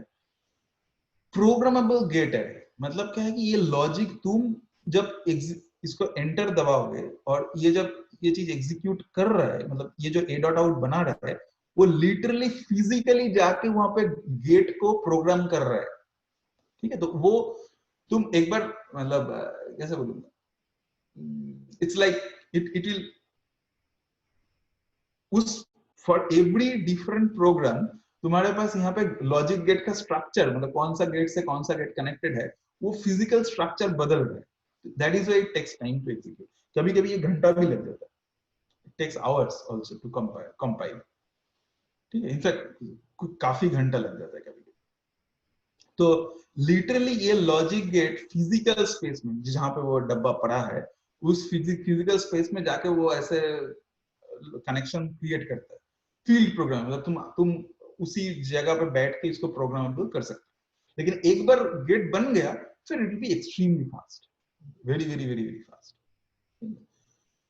तो ये है एफपीजीए का कॉन्सेप्ट। और राइट, इसके लिए OpenCL बोल के ये है। Xilinx ने एक्चुअली और भी एडवांस्ड हो गए, बाद में इंटेल ने पकड़ा और इंटेल ने अभी काफी कुछ किया।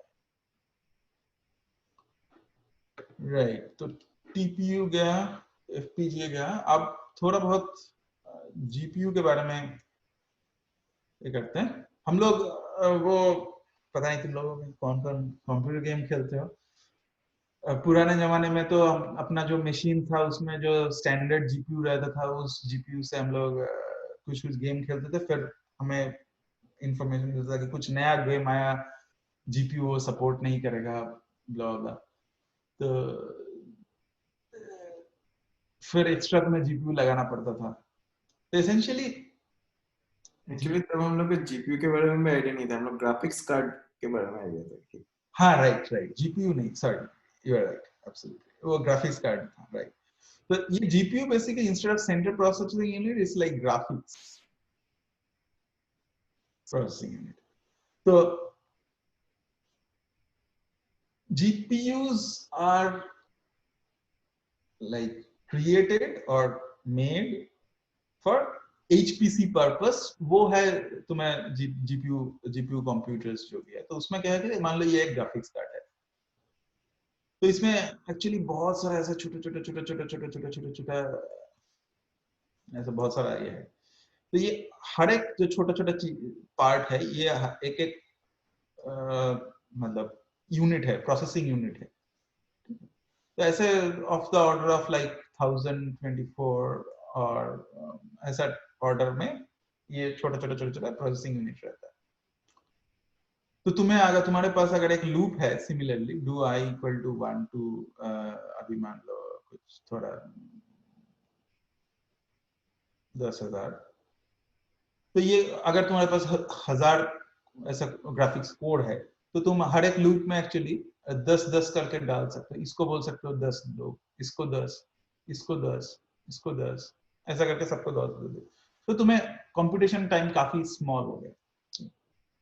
लेकिन जो एल्गोरिथम है, हाँ एक चीज ऐड कर दे रहा हूँ मैं जस्ट। हम लोग का जो clock frequency, maximum clock frequency जो रहता है हर एक प्रोसेसर में, लाइक 2.7 गीगाहर्ट्ज हो, 3 पॉइंट समथिंग हो, एक्चुअली हम लोग कभी भी उसका full efficiency most of the time ही हम लोग यूज नहीं करते। इवन बोला जा सकता है कि मेगाहर्ट्ज में भी हम लोग का क्लॉक फ्रीक्वेंसी में हम लोग का काम हो जाता है। सो वही कॉन्सेप्ट से जीपीयू का कॉन्सेप्ट आया कि जब हम लोग को गीगाहर्ट्ज चाहिए ही नहीं, तो अगर हम लोग 1000 या 10,000 सब मेगाहर्ट्ज कोड अगर एक साथ लेके आ पाते हैं, देन उसका एफिशिएंसी बढ़ जा सकता है। गुड पॉइंट, राइट, वही है idea. Good point, very right. तो करेक्ट, तो इसीलिए तो जीपीयू में ऐसे क्रूड विजुअलाइजेशन के मेरे लिए ऐसा मान लो कि बहुत सारा कोर्स है, तो साइमल्टेनियसली तुम कोई भी कंप्यूटेशन को बहुत फास्ट कर सकते हो। अभी डिफरेंट जीपीयूज भी है एक साथ। दिस इज वन जीपीयू 1, ये मान लो जीपीयू 2, ठीक है। तो एक जीपीयू से दूसरा जीपीयू कनेक्टेड भी रहता है कुछ अलग सा केबल से। ये जीपीयू 3, जीपीयू 4, ये सब इंटरकनेक्टेड होते हैं ऐसा टाइप का, ठीक है। तो इसे एक काइंड ऑफ, ये जनरली अगर ये 4 जीपीयू में कुछ लोग ऑप्टिमाइज बॉक्स बनाते हैं। एनवीडिया ने ऐसा कुछ बॉक्स बनाया, उसका नाम देता है कुछ DGX बॉक्स, ऐसा कुछ बोलता है। और ये जो कनेक्शंस है, ये लोग कोशिश कर, पहले जमाने में कुछ केबल से कनेक्ट करते थे, आजकल कुछ और यूज करते हैं। डिफरेंट कनेक्शन केबल्स यूज करते हैं ताकि ये डेटा ट्रांसफर बहुत फास्ट हो सके। तो यहाँ से यहाँ डेटा ट्रांसफर जल्दी होता है, यहाँ से यहाँ डेटा ट्रांसफर, तो इंटर कम्युनिकेशन को बहुत काफी इम्प्रूव किया है लोगों ने। तो इसीलिए अगर तुम एक ऑप्टिमाइज्ड बॉक्स के अंदर कंप्यूटेशन कर रहे हो तो वो काफी फास्ट है।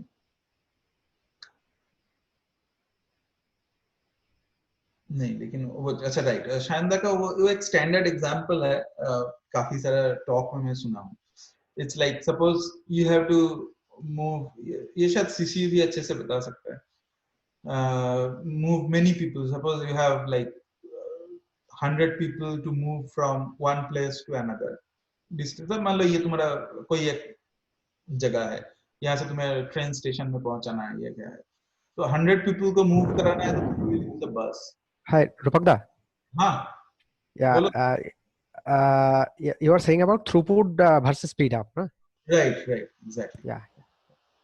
तो अगर मान लो तुम्हारे पास एक आदमी है या दो आदमी है तो उनको मूव कराने के लिए तुम एक बाइक यूज कर सकते हो, ठीक है, बाइक बस से ज्यादा जल्दी जाता है यहाँ पे।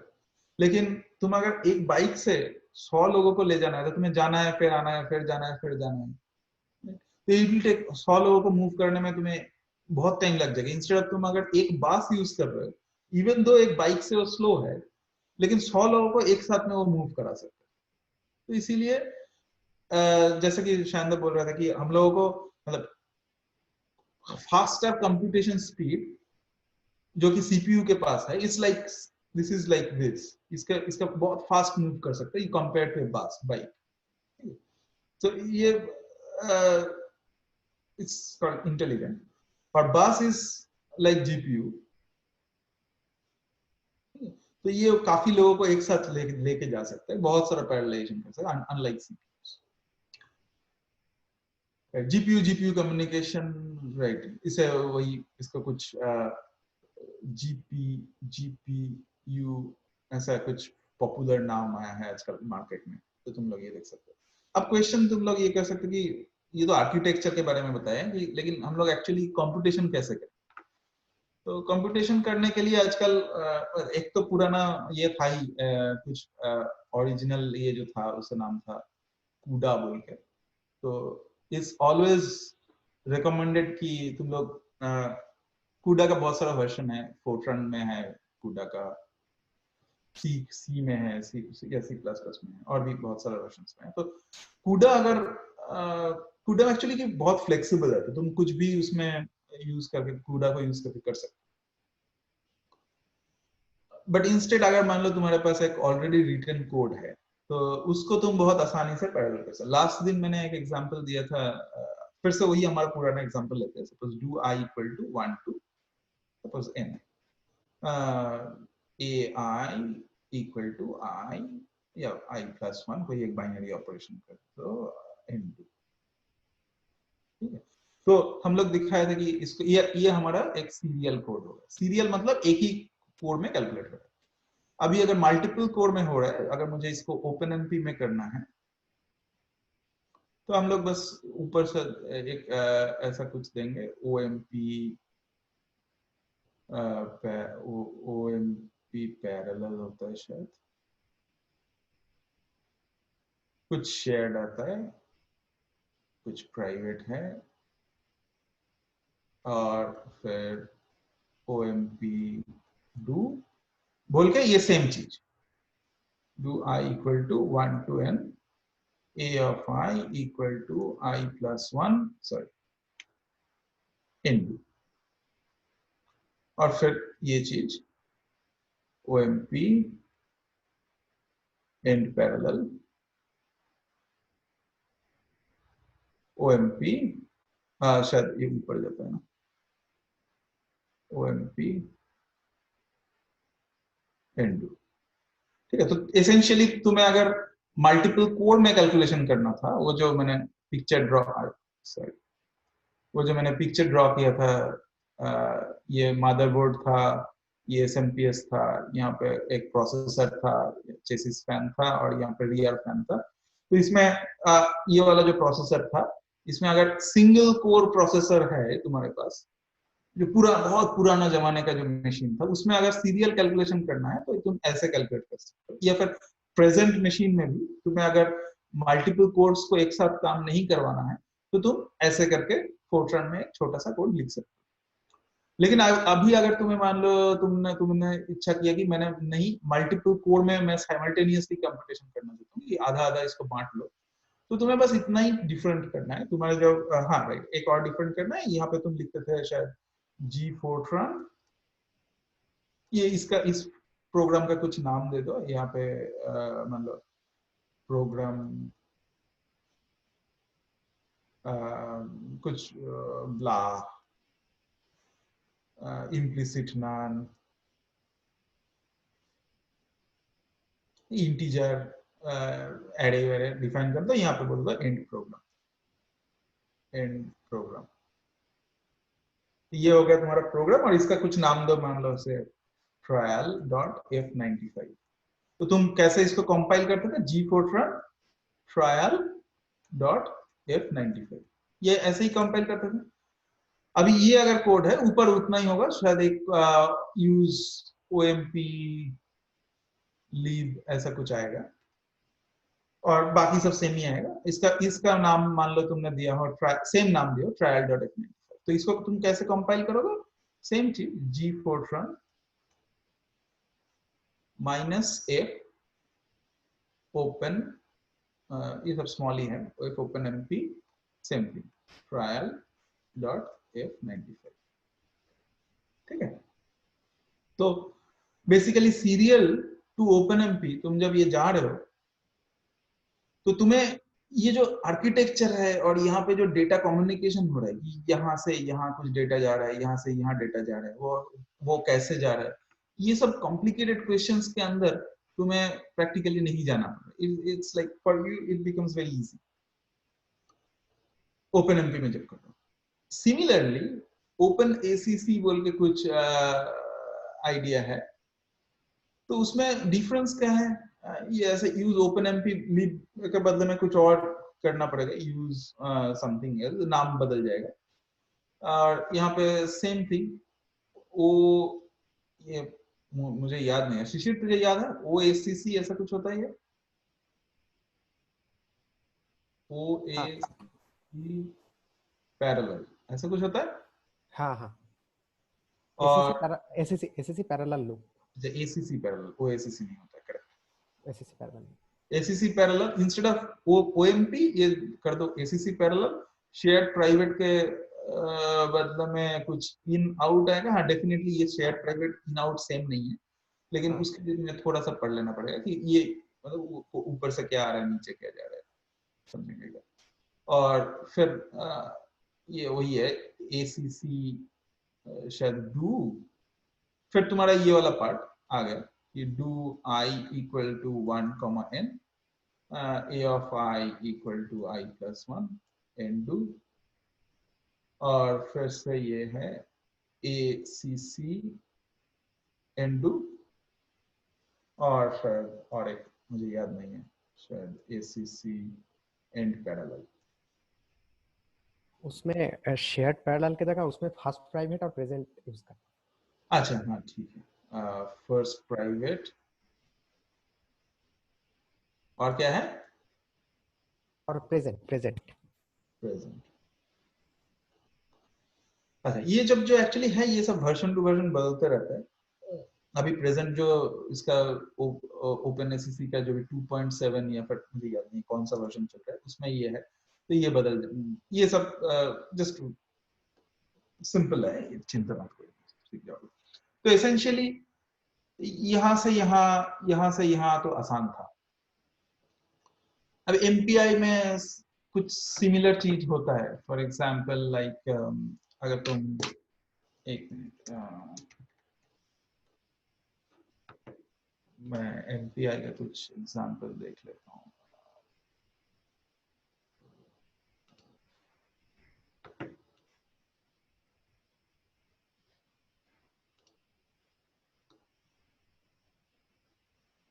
अच्छा एमपीआई में थोड़ा सा कॉम्प्लिकेटेड होता है एक्चुअली।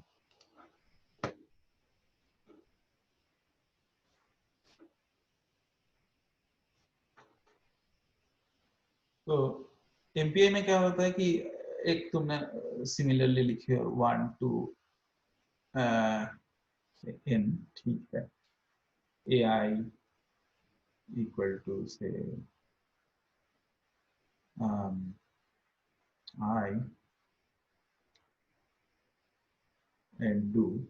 अभी यहाँ पे क्या है कि मल्टीपल डब्बा है ना, मल्टीपल नोड है ना, नोड 1 नोड 2 ऐसा डिफरेंट डिफरेंट नोड है।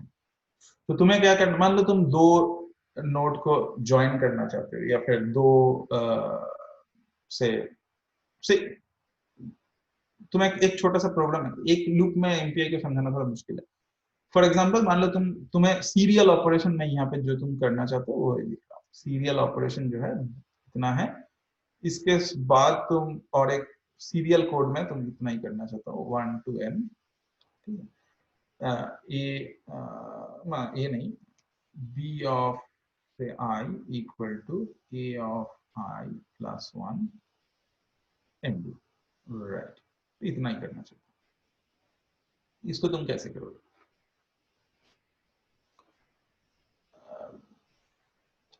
तो तुम यहाँ पे किसी एक तरीके से तुम बोलोगे कि आई एम एट से नोड 1, ये तुम्हारा मान लो मेन नोड है, ठीक है, हेड नोड है। तो तुम यहाँ पे बोलोगे इफ कुछ एक वेरिएबल डिफाइन किया, दिस इक्वल टू से नोड, मैंने n1 के तरीके से लिख रहा हूँ, ठीक है, if this equal to n1, तो फिर do i equal to 1 to n a of I equal to I into nd। तो तुमने n1 में एटलीस्ट पूरा इसको डिफाइन किया। अब तुम्हें ये जो एडिशन है, ये एडिशन मान लो तुम्हें डिफरेंट डिफरेंट नोड में करना है, तुम्हें मान लो n3 तक है, तो तुम यहाँ पे बोलोगे कुछ एक ये है कॉल mpi स्कैटर। स्कैटर का मतलब क्या है कि ये जो एरे था, ये जो ये गया कहाँ, n तक गया, ये i इक्वल टू 1 है, तो ये वैल्यू क्या है, a of i equal to i, तो ये अगर मैं a है तो ये 1 2 3 4 5 ये n है। तो ये स्कैटर को तुम ऐसे बोल रहे हो कि मुझे a को स्कैटर करना है, कितना बिट्स में, मान लो तुम्हारे पास 3 है ना, तो ये 1 हो गया, ये 2 हो गया और ये 3rd हो गया, तो मुझे मान लो 3 में स्कैटर करना है। ये वेरिएबल का टाइप क्या है, ये मान लो रियल है, तो ये तुम बोलोगे कुछ एमपीआई रियल, ठीक है। फिर राइट, एमपीआई रियल, यहां से तुम इसको तोड़ रहे हो कुछ एक लोकल फाइल में, मतलब एक एरे क्रिएट कर रहे हो जिसका नाम दे रहे हो लोकल, और 3 में ही तोड़ रहे हो। और कहां से तोड़ रहे हो ना, ये n1 से, तो ये है तुम्हारा n1, और यहाँ पे कुछ एक्स्ट्रा जैसे इफेक्टिव एस्टिमेट था वैसा टाइप का कुछ एंट्री। तो इसका मतलब ये क्या होगा, तुम एक्चुअली राइट, तो अभी मैं ये वाला सेक्शन जो था, ये वाला सेक्शन, वो तो ये वाला है, अभी मैं ये वाला सेक्शन को लिख रहा हूँ, थोड़ा सा लैंग्वेज डिफरेंट हो जाएगा। देखो, do I equal to 1 to, ये जो 3 बोला ना, तो ये 3 हो गया, local i equal to local i plus 1, ठीक है, n2, ठीक। इसके बाद तो एसेंशियली इसका मतलब क्या बोला कि मैंने एक लोकल बोल के एक एरे क्रिएट किया, जो लोकल एरे यहाँ पे i का a का वैल्यू यहाँ पे कॉपी हुआ लोकल में, और उसके बाद लोकल में उसने जस्ट 1 ऐड किया, तो ये हो गया 2, ये हो गया 3 4 5 6 और ये n प्लस 1, यहाँ पे डॉट डॉट है, ये 6 है n इक्वल टू, और उसके बाद करना पड़ेगा gather, call mpi gather. Gather किसको करोगे ना, लोकल को करोगे, तो ये local 3 you are still real अब ये यहाँ पे गैदर करके कहाँ डाल रहा हूँ ना, मान लो एक मेरा नया एरे है, जैसे ये बी और ये नया एरे कहाँ फिट करना है, n1 में, तो ये n1 यहाँ पे कुछ एक्स्ट्रा, तो हम ऐसे 3 इसलिए बोल रहे हैं कि हमारे पास 3 में नोड्स है 3 नोड है यहाँ पे, इसीलिए 3 बोला इस यहाँ पे। ओके कितना भी अगर तुम्हारे पास n नोड है तो यहाँ पे तो मतलब जितना सारा चंक एक्चुअली कर रहा नोड, ऐसा नहीं बोलना चाहिए। हाँ, मतलब अगर तुम्हारा ये n है, टोटल कितना इसका डायमेंशन n है, और मान लो हाँ ये इसको दोनों n हो गया ना, तो नंबर ऑफ प्रोसेसर्स, इसको मैंने ऐसे डिफाइन कर, नंबर ऑफ प्रोसेसर्स नहीं, एक्चुअली ये प्रोसेसर मतलब नंबर ऑफ नोड्स मान लो, ठीक है। इसको मैंने ये 3 के बदले में इसको मैंने मान लो नाम दे रहा हूं कुछ n prox, ठीक है, ये नाम दे रहा हूं बस, इससे नेम, ठीक है, ये कोई एक नेम है। तो ये 3 नहीं है एक्चुअली, इसको तुम बोल सकते हो कि डिफाइन कर सकते हो m इक्वल टू n, ये n by n prox, this m will be here,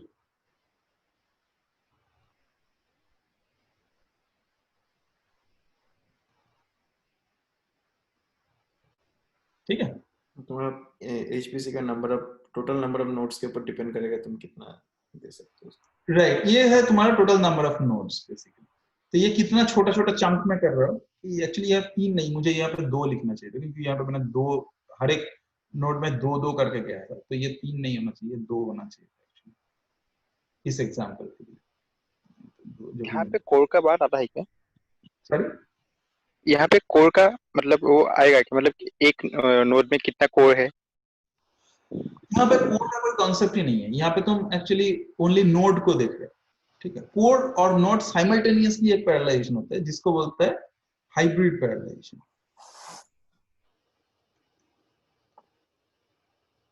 पैरेललाइजेशन,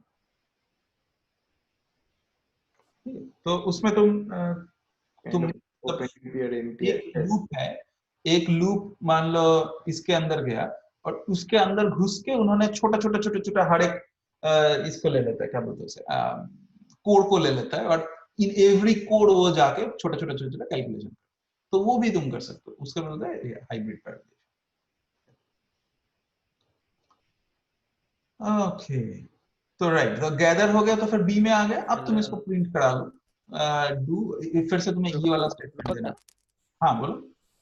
हम तो डिक्लेरेशन नोड 1 में कर रहे हैं और बाकी कैलकुलेशन नोड 2 और नोड 3 में होगा, बाकी जो रहेगा। नहीं, डिक्लेरेशन तो नोड 1 में करके तो अब फिर तो ये टाइम तक नोड 1 काम कर रहा था, उसके बाद जब तुम स्कैटर कर रहे हो तब तुम्हें दिक्कत नहीं है, तब तुम फिर से नोड 1 पे यूज कर सकते हो। यहाँ पे तो फिर मतलब जब स्कैटर कर रहे हैं तो हम नोड 2 और नोड 3 को कैलकुलेशन करने के लिए दे रहे हैं। नहीं, तुम नोड 1 को फिर से यूज कर सकते हो, क्योंकि डिक्लेयर करने के बाद और नोड 1 काम नहीं कर रहा है। नोड 2 और नोड 3 को कब यूज कर रहे हैं? नोड 2 और नोड 3 को कब यूज कर रहे हैं, मुझे वो समझ में नहीं आ रहा है। ओके ओके, ठीक है। मान लो तुम हो, मैं हूं और शानदार है, ठीक है। अब ओके, ये है मान लो मैं रूपक, ये है शानदार, ये है किशोर। तो मैंने किस यूजर ने मेरे को ये इतना इंफॉर्मेशन दिया, ठीक है। इतना इंफॉर्मेशन मिलने के बाद मैं ये इंफॉर्मेशन को कट करके मेरे पास इतना इंफॉर्मेशन रख दिया, मतलब इतना इंफॉर्मेशन मेरे पास रख दिया, इतना इंफॉर्मेशन शायंदा को दिया, इतना इंफॉर्मेशन तुम्हें दिया, ठीक है। और अभी तुम शायंदा को ये बोला गया, मेरे को भी ये बोला गया, तुम्हें भी ये बोला गया कि जो भी तुम्हारे पास इंफॉर्मेशन है उसमें एक एक करके ऐड कर। तो जब मैं ऐड कर रहा हूं, जिस मोमेंट में मैं ऐड कर रहा हूं, उस मोमेंट में मैं और कुछ काम नहीं कर रहा हूं, इंफॉर्मेशन देने के बाद मैं ऐड कर रहा हूं। तो अगर मेरे पास मैं सभी इंफॉर्मेशन तुम लोगों को दे देता, तो मैं तुम लोग जब ऐड कर रहे होते तब मेरा कोई काम नहीं रहता। क्योंकि लेकिन हमें सबको काम इक्वली देना है ताकि कोई आइडल बैठे ना रहे, कोई भी नोड आइडल बैठे ना रहे। तो इसीलिए इंफॉर्मेशन जब मुझे मिल रहा है, मतलब ये वाला पार्ट जो है, जब मुझे इंफॉर्मेशन यूजर से जब मुझे इंफॉर्मेशन मिल रहा है, तब हाँ ये सही है कि तुम दोनों आइडल बैठे, तुम और शायद दोनों ही आइडल बैठे। वो सीरियल पार्ट है। हाँ ये वाला पार्ट सीरियल पार्ट है, तब मुझे ही इंफॉर्मेशन मिल रही है, इट्स स्लो। फिर मैंने इंफॉर्मेशन ट्रंकेट करके तुम्हें और शायंदा को दे दिया, और उसके बाद ये इंफॉर्मेशन तुम लोगों को गया कि तुम्हें हर एक आदमी अपना अपना डोमेन में जो भी नंबर है उसमें एक एक करके ऐड कर दो। तो हम स्कैटर से इंफॉर्मेशन को बांट रहे हैं। हाँ सॉरी, स्कैटर कर रहे हैं, उससे इंफॉर्मेशन बांट रहे हैं हम। एमपीआई स्कैटर जो कर रहे हैं, स्कैटर जब कर रहे हैं तब उसको इंफॉर्मेशन को बांट रहे हैं, करेक्ट एग्जैक्टली। और गैदर जब कर रहे हैं तो फिर ये ए हो गया, ये लोकल हो गया, ये हो गया तुम्हारा B. Actually I should draw it little better, right. तो ये इनिशियली मेरे पास ये था नोड 1 जिसके अंदर ये इंफॉर्मेशन था कि 1 2 3 4 5 6, ये सीरियल पार्ट है, ठीक है। तो इस मोमेंट में इसको इधर ना लिख के मैं तो ये पार्ट मेरा एक्चुअली सीरियल है। तो इस मोमेंट में नोड 2 में खाली था, नोड 3 में कुछ भी नहीं है, नोड 2 नोड 3 इनफैक्ट ये कुछ भी नहीं, मुझे ऐसे भी ड्रॉ नहीं करना चाहिए, गलत इंप्रेशन दे। राइट, अब मुझे क्या करना है, एमपीआई स्कैटर करना है। तो मेरे पास अभी ये नोड 1 है जिसमें है 1 और 2, फिर नोड 2 है जिसमें 3 और 4, और फिर नोड 1 नोड 2 नोड 3 है जिसमें है 5 और 6। ये स्कैटर हो गया, ये मैंने एमपीआई अंडरस्कोर स्कैटर किया। तो स्कैटर करने के बाद ये इंफॉर्मेशन ऐसे बढ़ा। फिर मैंने एक नया ऑपरेशन बोल रहा हूं उसको, जैसे कि यहां पे मैंने बोला ये स्कैटर करने के बाद ये ऑपरेशन उसको फोर्स कर रहा हूं कि सब लोग अपना अपना रेजिम में ना जो भी एंट्री है उसके साथ एक एक करके ऐड करो। तो ये जो एरे था इसका नाम था ए एरे था नोड 1 में, लेकिन स्कैटर होने के बाद ये इंफॉर्मेशन अभी नोड ए नहीं है, ये जो एरे है इसका नाम हो गया लोक, ये लोकल, ठीक है। उसके बाद इन्होंने क्या कर रहा है, ऐड।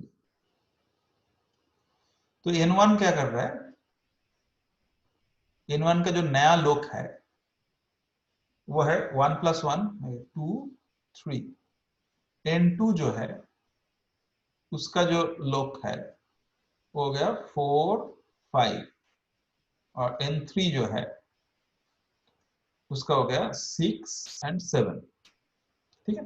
ये नंबर ऐड किए, उसके बाद मैं बोल रहा हूं MPI अंडरस्कोर गैदर। अभी गैदर जब किया तो गैदर करके वो कहां भेज रहा है, n1 में। वो एरे अब गैदर करके उसका नाम हो गया B, तो उसमें बहुत सारा ये आ गया कि ये 2 3 4 5 6 7। तो मैंने जब MPI स्कैटर लिखा उसमें कॉल का स्टेटमेंट कैसा था, कॉल मतलब कोड में कैसे लिखा, MPI underscore scatter bracket A, ठीक है। कितने में बांट रहा हूं, इसमें हर एक का लेंथ है 2, तो 2, ठीक है। ये का इंफॉर्मेशन अच्छा इन प्रोसेसर्स शेयरिंग से जाता है AM रियल लोक एम रियल रूट, ओके। तो AM, अच्छा, और फिर ये नंबर क्या है, ये रियल नंबर है ना, तो इसीलिए मैं लिख रहा हूं उसको MPI अंडरस्कोर रियल, ठीक है। इन रियल, एक मिनट मैं कहीं से देख के कर रहा हूँ, लोकल, राइट, ये हो गया लोकल, फिर ये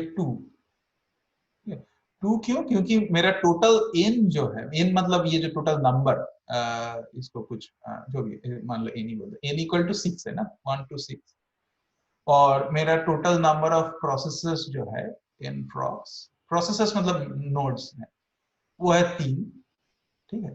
तो मेरा m है n by n procs equal to 6 by 3 equal to 2, right. तो A2 रियल लोक 2, राइट। उसके बाद ये कहां से जा रहा है कि मेरा n1 से जा रहा है ना, तो ये n1, और यहाँ पे बाकी तो कुछ वो ये इसका स्टैंडर्ड रहता है, कॉमन वर्ड और IER, ये सब में सेम होता है, MPI _ com वर्ल्ड और IERR, ये स्टैंडर्ड है, नेक्स्ट दिन मैं करके दिखाऊंगा। तो ये है, और जब तुम गैदर कर रहे हो कौन सा कमांड दे रहा हूं, कॉल MPI _ gather ब्रैकेट, अभी ये लोक से जा रहा है ना, लोक 2 टाइप है तुम्हारा MPI रियल, फिर जा रहा है B, क्योंकि ये कलेक्टेड हो रहा है B में, B2, और कलेक्टेड हो कहाँ है ना, N1 में ना, ये ऐसा ही देते हैं, लेट्स सी, लोक M real B M real, right, लोक M real B M real N1। मैं जस्ट एक चीज ऐड कर रहा हूँ, एक चीज नोटिस करना कि सभी कंप्यूटेशन का जो टेक्निक होता है वो उसका एक पैटर्न रहता है। तुम अच्छे से अगर देखोगे तो ये FFT एंड इनवर्स FFT तुम जैसे करके लाइब्रेरीज को यूज करते हो, देखो यहाँ पे भी स्कैटर गैदर में भी ऐसे ही चीज यूज होता है, सिमिलरली जैसे तुम करते हो रिवर्स वे में तुम्हें उस चीज को। अभी इसमें जनरली लोग N1 नहीं लिखते, इसका एक कुछ नाम देते हैं, तो टिपिकल अगर कुछ भी तुम एग्जांपल लोगे तो देखोगे इसमें इसको रूट बोला जाता है, और फिर तुम कहीं पे डिफाइन करके रखते हो कि तुम्हारा जो फर्स्ट नोड है उसको तुम रूट बोल करते हो, N1 equal to root equal to, ये सब जनरल टेक्निक होता है, तो ताकि तुम बाद में कोड को चेंज करोगे तो उसको इफेक्ट ना हो तुम्हें N1 to N2 अगर तुम कुछ करो, क्योंकि एक्चुअली तो N1 N2 ऐसा कुछ है नहीं, सभी तो कोई एक फिजिकल स्पेस में है, तो तुम उसको N1 N2 तो तुम्हारा दिमाग में, तो नोमेनक्लेचर के लिए ऐसे होता है, और इसको जनरली जनरल पर्पस के लिए इसको 2 ना लिख के जनरली इसको बेटर है इन, ताकि तुम नंबर ऑफ प्रोसेसर्स बाद में चेंज करोगे तो इसको बार बार हार्ड कोड नहीं करना पड़ेगा। तो ये तुम्हारा M हो जाएगा, ये तुम्हारा M हो जाएगा, ये तुम्हारा रूट बोल दोगे इसको, ऐसा टाइप का। तो तुम लोग एक्चुअली कोई भी कंप्यूटर मतलब अभी इंटरनेट में जाके कोई भी रैंडम एग्जांपल ढूंढ लोगे तो स्कैटर में जनरल एग्जांपल में यही सब नोमेनक्लेचर यूज होगा, रूट, लोक, ये सब ऐसा टाइप का टाइप, तो ये सब तुम्हें काफी कुछ मिलेगा, जस्ट समझने के सुविधा के लिए मैं बोल रहा हूँ। तो एसेंशियली ये है ऐसा टाइप, ऐसा ये 2 हो गया, एक हो गया स्कैटर, एक हो गया गैदर, और एक होता है ब्रॉडकास्ट होता है, ब्रॉडकास्ट, तो एक होता है MPI ब्रॉडकास्ट, और 2-3 है, तो टोटल ऐसा 5 या 6 MPI कमांड्स है जो कि मोस्टली यूज होता है, बाकी चीजें उतना ज्यादा यूज नहीं होता। और एक कमांड है इंस्टेड ऑफ स्कैटर, तुम इसको बोलते हैं स्कैटर V, एक है गैदर V, मतलब उसमें क्या है कि N1 में नहीं, ये इसको, ये जो इंफॉर्मेशन लोकल से ले जा रहे हो N1 में, इंस्टेड ऑफ N1 तुम उसको सभी में कॉपी कर दो, N1 N2 और N3 सभी में पूरा इंफॉर्मेशन V का कॉपी कर दो, तो वो भी तुम उसको चाहो तो उसको फोर्स कर सकते हो उसको, ताकि ये सेम इंफॉर्मेशन इसमें भी कॉपी हो जाए तुम्हें अगर चाहिए होगा। तो ऐसा डिफरेंट कमांड्स है। तो इसका फायदा क्या है, फायदा ये है कि तुम्हें एक्चुअली ये जो डब्बा मैंने ड्रॉ किया था उस टाइम पे, फिर से वही पिक्चर ड्रॉ करता हूँ, बार बार सेम टाइप का पिक्चर ड्रॉ करना ताकि तुम लोग कनेक्ट कर सको कि कौन सा चीज के बारे में बता रहा हूँ। तो हम लोग ऑलरेडी देख चुके हैं कैसा टाइप का क्लस्टर होता है, तो सबके साथ ऐसा डिफरेंट डिफरेंट इन्होंने वायर से कनेक्टेड रहता है। तो तुम्हें कोडिंग के टाइम पे बैठ के ये सब कुछ नहीं सोचना है कि कौन सा वायर कहाँ से कनेक्टेड है, या फिर ये सब तो मतलब क्या बोलते हैं हार्डवेयर इंजीनियरिंग के काम है। तो ये हार्डवेयर इंजीनियरिंग, ये जो भी कॉम्प्लिकेटेड चीज है, इसके बारे में एक ओवरव्यू रहना जरूरी है, इंपॉर्टेंट है, ताकि तुम लोग समझ सको कि क्या हो रहा है। लेकिन एसेंशियली तुम जब कोडिंग करोगे तो तुम्हें ये इंजीनियरिंग के बारे में तुम्हें बिल्कुल भी कुछ भी नहीं पता होगा तो भी तुम्हारा काम हो जाएगा। This is the beauty actually, कि तुमने अगर कभी, it's good to see the clusters once in a lifetime, but even if you have not seen it, कोई दिक्कत नहीं है, मतलब इट्स कंप्लीटली ओके। तुम्हें अगर ओनली इतना कमेंट्स पता है कि एमपीआई स्कैटर गैदर, ये अगर आइडिया पता है, एसेंशियली ये वही कर रहा है जो मैंने तो ये मेरा नोड 1 था, ये मेरा नोड 2 था, ये मेरा नोड 3 था। तो नोड 1 में अगर मेरा ये टोटल ये था 1 2 3 4 5 6, ये इनिशियली यहाँ पे था। फिर मैंने जब इसको बोला कि इंफॉर्मेशन छोड़ दो, तो लिटरली उसने ये नोड 1 में ये ए एरे था, ये एरे का नाम था ए, ठीक है। उसके बाद इसका ये जो मेमोरी है, यहाँ पे जो भी मेमोरी होगा, उसने एक्चुअली लोकल बोल के कुछ ये रखा जिसमें 1 और 2 था, और इसके पास और एक लोकल बोल के एक एरे आया जिसमें 3 और 4 है। फिजिकली एक्चुअली ये डब्बे में ही वो इंफॉर्मेशन है, लेकिन तुम्हें ये डब्बे में कौन सा डब्बे में क्या है ये सब जानने का जरूरत नहीं। तुम बस एमपीआई स्कैटर या एमपीआई गैदर कमांड यूज करो, अपने आप इसमें चला जाएगा 5 या 6। फिर एडिशन करने बोल रहा हूँ तो सच में इसी डब्बे में वो एडिशन हो रहा है, इस डब्बे में हो रहा है, इस डब्बे में हो रहा है। तो कोई एक डब्बे से दूसरा डब्बे में कुछ ये नहीं। फिर गैदर बोल रहे हो तो एक्चुअली ये इंफॉर्मेशन ये डब्बे से कम बैक, ये वायर के थ्रू, फिजिकली ये वायर के थ्रू इंफॉर्मेशन आके फिर नोड 1 में आ रहा है, और नोड 1 में कुछ दूसरा एरे बना रहा है ऐसा वाला, जिसमें वो 2 3 4 5 ऐसे बना रहा है।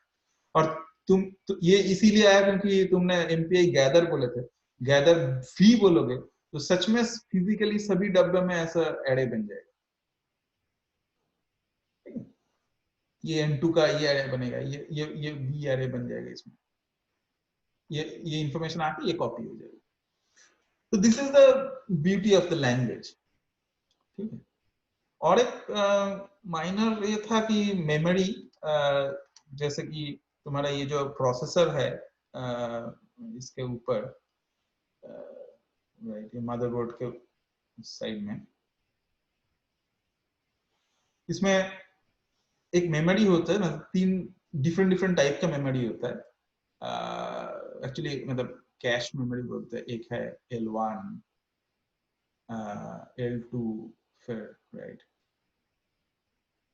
L1 L2 L3, तो ऐसा डिफरेंट कैश मेमोरी होता है। तो इसमें इसका फायदा क्या होता है कि जो भी कंप्यूटेशन करना है इसके अंदर, अगर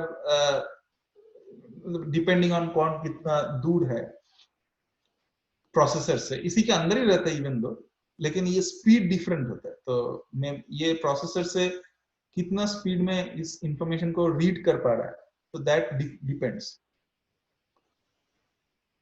तो it's like L1 is actually distant from nearest from here, L3 is very far, ठीक है। तो इसमें मेमोरी के साइज भी डिफरेंट होता है, इसीलिए मैंने अलग अलग डिफरेंट साइज का ड्रॉ किया। तो डिफरेंट साइज का है तो डिफरेंट चीज जो एकोमोडेट कर सकता है। जितना ज्यादा कंप्यूटेशन होता है तो उतना वो ऊपर उसके भेज देता है। जो चीज सबसे ज्यादा जरूरी होता है वही उसी एरे को उसने L1 में स्टोर करके इंफॉर्मेशन करता है। और या फिर शायद मैं उल्टा बोल रहा हूँ, एनीवे। तो राइट, तो इसीलिए लास्ट टाइम जो हम लोग बताया था कि कॉन्टिग्यूरस मेमोरी एलोकेशन,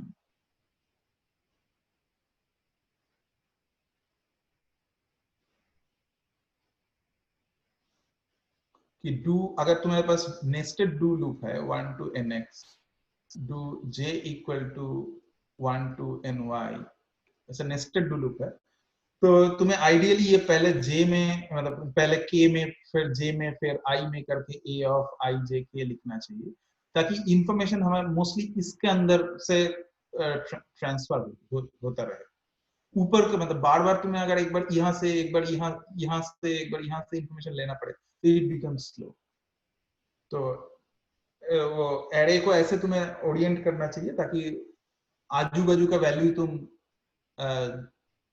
ज्यादा एक्सेस कर लो instead of becoming like sparse. तुम बहुत स्पार्स हो जाओगे तो इंफॉर्मेशन ड्रॉ करने में ज्यादा टाइम लग जाएगा। राइट, तो मोस्ट प्रोबेबली इतना ही काफी है आज के लिए। तुम लोगों को इन जनरल कुछ अगर अलग सा क्वेरीज है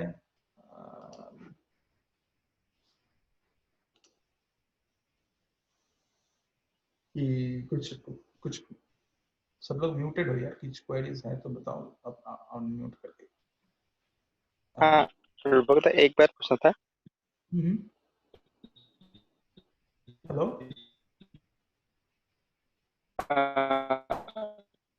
हम जब कुछ भी यूज नहीं, हेलो हाँ बोलो हेलो, बोलो। हाँ हम जब ओपन एमपी हो या फिर एमपीआर हो कुछ भी यूज नहीं करते, ऐसे ही बस अगर कुछ हम कैलकुलेशन जब करते हैं तो कोड कैसे यूज होता है वहां पे, मतलब एक ही कोड को यूज करते हैं या फिर नेसेसरली तुम एक्चुअली वेस्ट कर रहे हो, क्योंकि तुम जब तुम एक सीरियल डू लूप, अगर सिंपल एक डू लूप लिखोगे तो अगर तुम्हारे पास 8 कोड है तो एक ही में कैलकुलेट होगा, बाकी 7 ऐसे ही बैठे। बट और एक चीज ओके ओके और हाँ, अभी तुम कंप्यूटर में कर रहे हो तो डेफिनेटली मतलब तुम अगर कुछ पैरेलली अगर कुछ वेब पेज खोले हो तो वो शायद दूसरे एग्जैक्टली कंप्यूटर तुम्हारा अगर कॉमन कॉन्सेप्ट जो है कि वो तुम्हारा ऑपरेटिंग सिस्टम खुद भी डिसाइड करता है डिपेंडिंग ऑन द कैलकुलेशन तुम क्या कर रहे हो।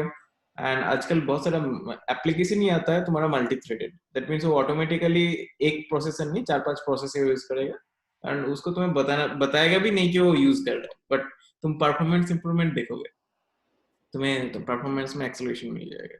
तो आजकल वो एप्लीकेशन में एम्बेडेड ही होता है वो सब सिचुएशन। तो नॉर्मली जो प्रोग्राम तुम यूज करते हो उसमें सिंगल तुम्हारा कोड ही यूज करेगा, सिंगल प्रोसेसर तो of course single code he use करेगा। राइट, तो हाइब्रिड के बारे में हम लोग बात नहीं किए, बट इट्स वेरी सिंपल, क्योंकि एसेंशियली वो जो लोक बोल के तुम जो एरे के अंदर जा रहे हो, जैसे कि मैंने क्या अभी भी वो है। ओके ठीक है, व्हाइट बोर्ड शेयर देखते हैं। राइट, तो हाइब्रिड में क्या है कि तुम बस यहाँ पे एक्चुअली OMP पैरेलल और OMP डू, इसमें शेयर्ड प्राइवेट थोड़ा कॉम्प्लिकेटेड होगा, थोड़ा ध्यान रख के करना पड़ेगा, और लेकिन एसेंशियली स्ट्रक्चर यही है, कोलन OMP एंड डू और कोलन OMP एंड पैरेलल जो भी है। तो ये एसेंशियली बात वही है। तो तुम एक ऐसे मतलब इसका अल्टीमेट मतलब हो गया कि तुम एक कोड के अंदर एक नोड के अंदर गए हो और उसके बाद नोड के अंदर जितना कोड है उसको तुम खा रहे हो, ऐसा। So you guys should try to go for the hybrid, yeah, because it uses the best.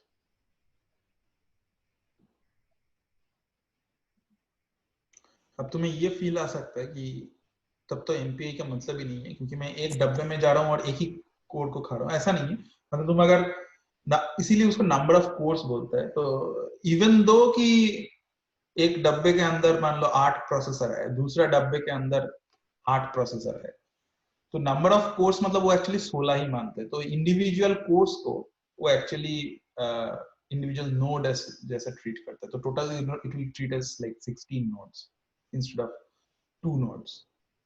तो but it will be slow, definitely एक hybrid is faster, because even though तुम्हें अगर 2 प्रोसेसर पास बैठे तो तुम्हें उसका फैसिलिटी लेना चाहिए instead of putting it through MPI, you should use OpenMP, but it will then get complicated, definitely it will get complicated, क्योंकि एल्गोरिथम्स को भी उसको हैंडल करने का फ्रीडम रहना चाहिए।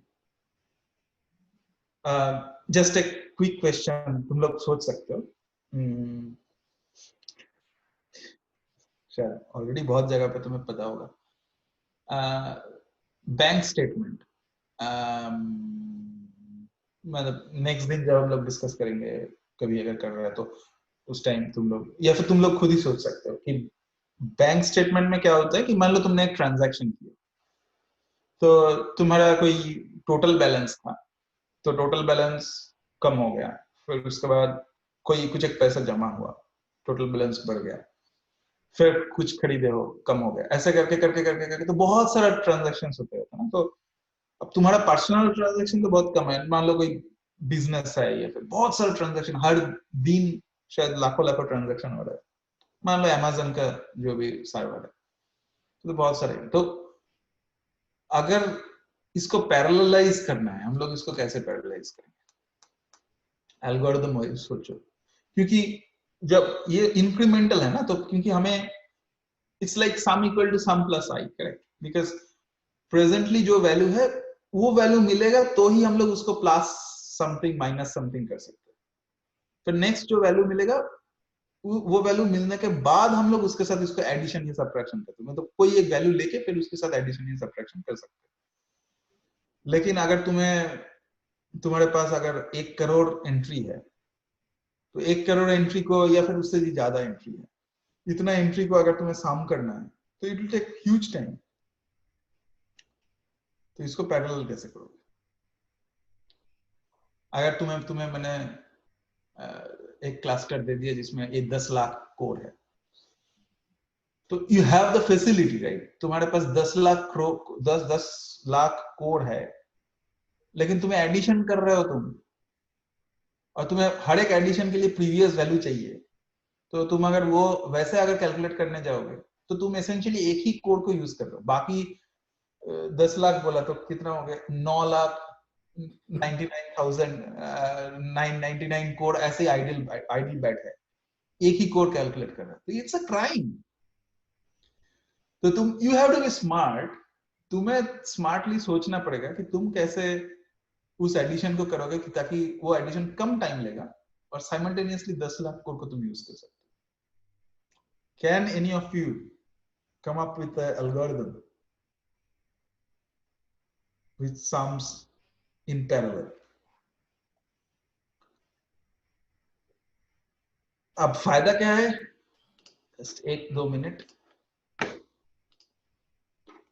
ओपनएमपी डू में हम लोग ऑलरेडी इसका ये तुम्हें मैंने हार्ड कोड के बारे में पूछ रहा हूं, लेकिन तुम्हें पता है कि ऑलरेडी हम लोग ये कोड में लिख चुके हैं। ये था हमारा कोड था $OMP parallel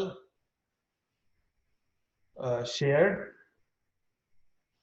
something private something, instead of do OMP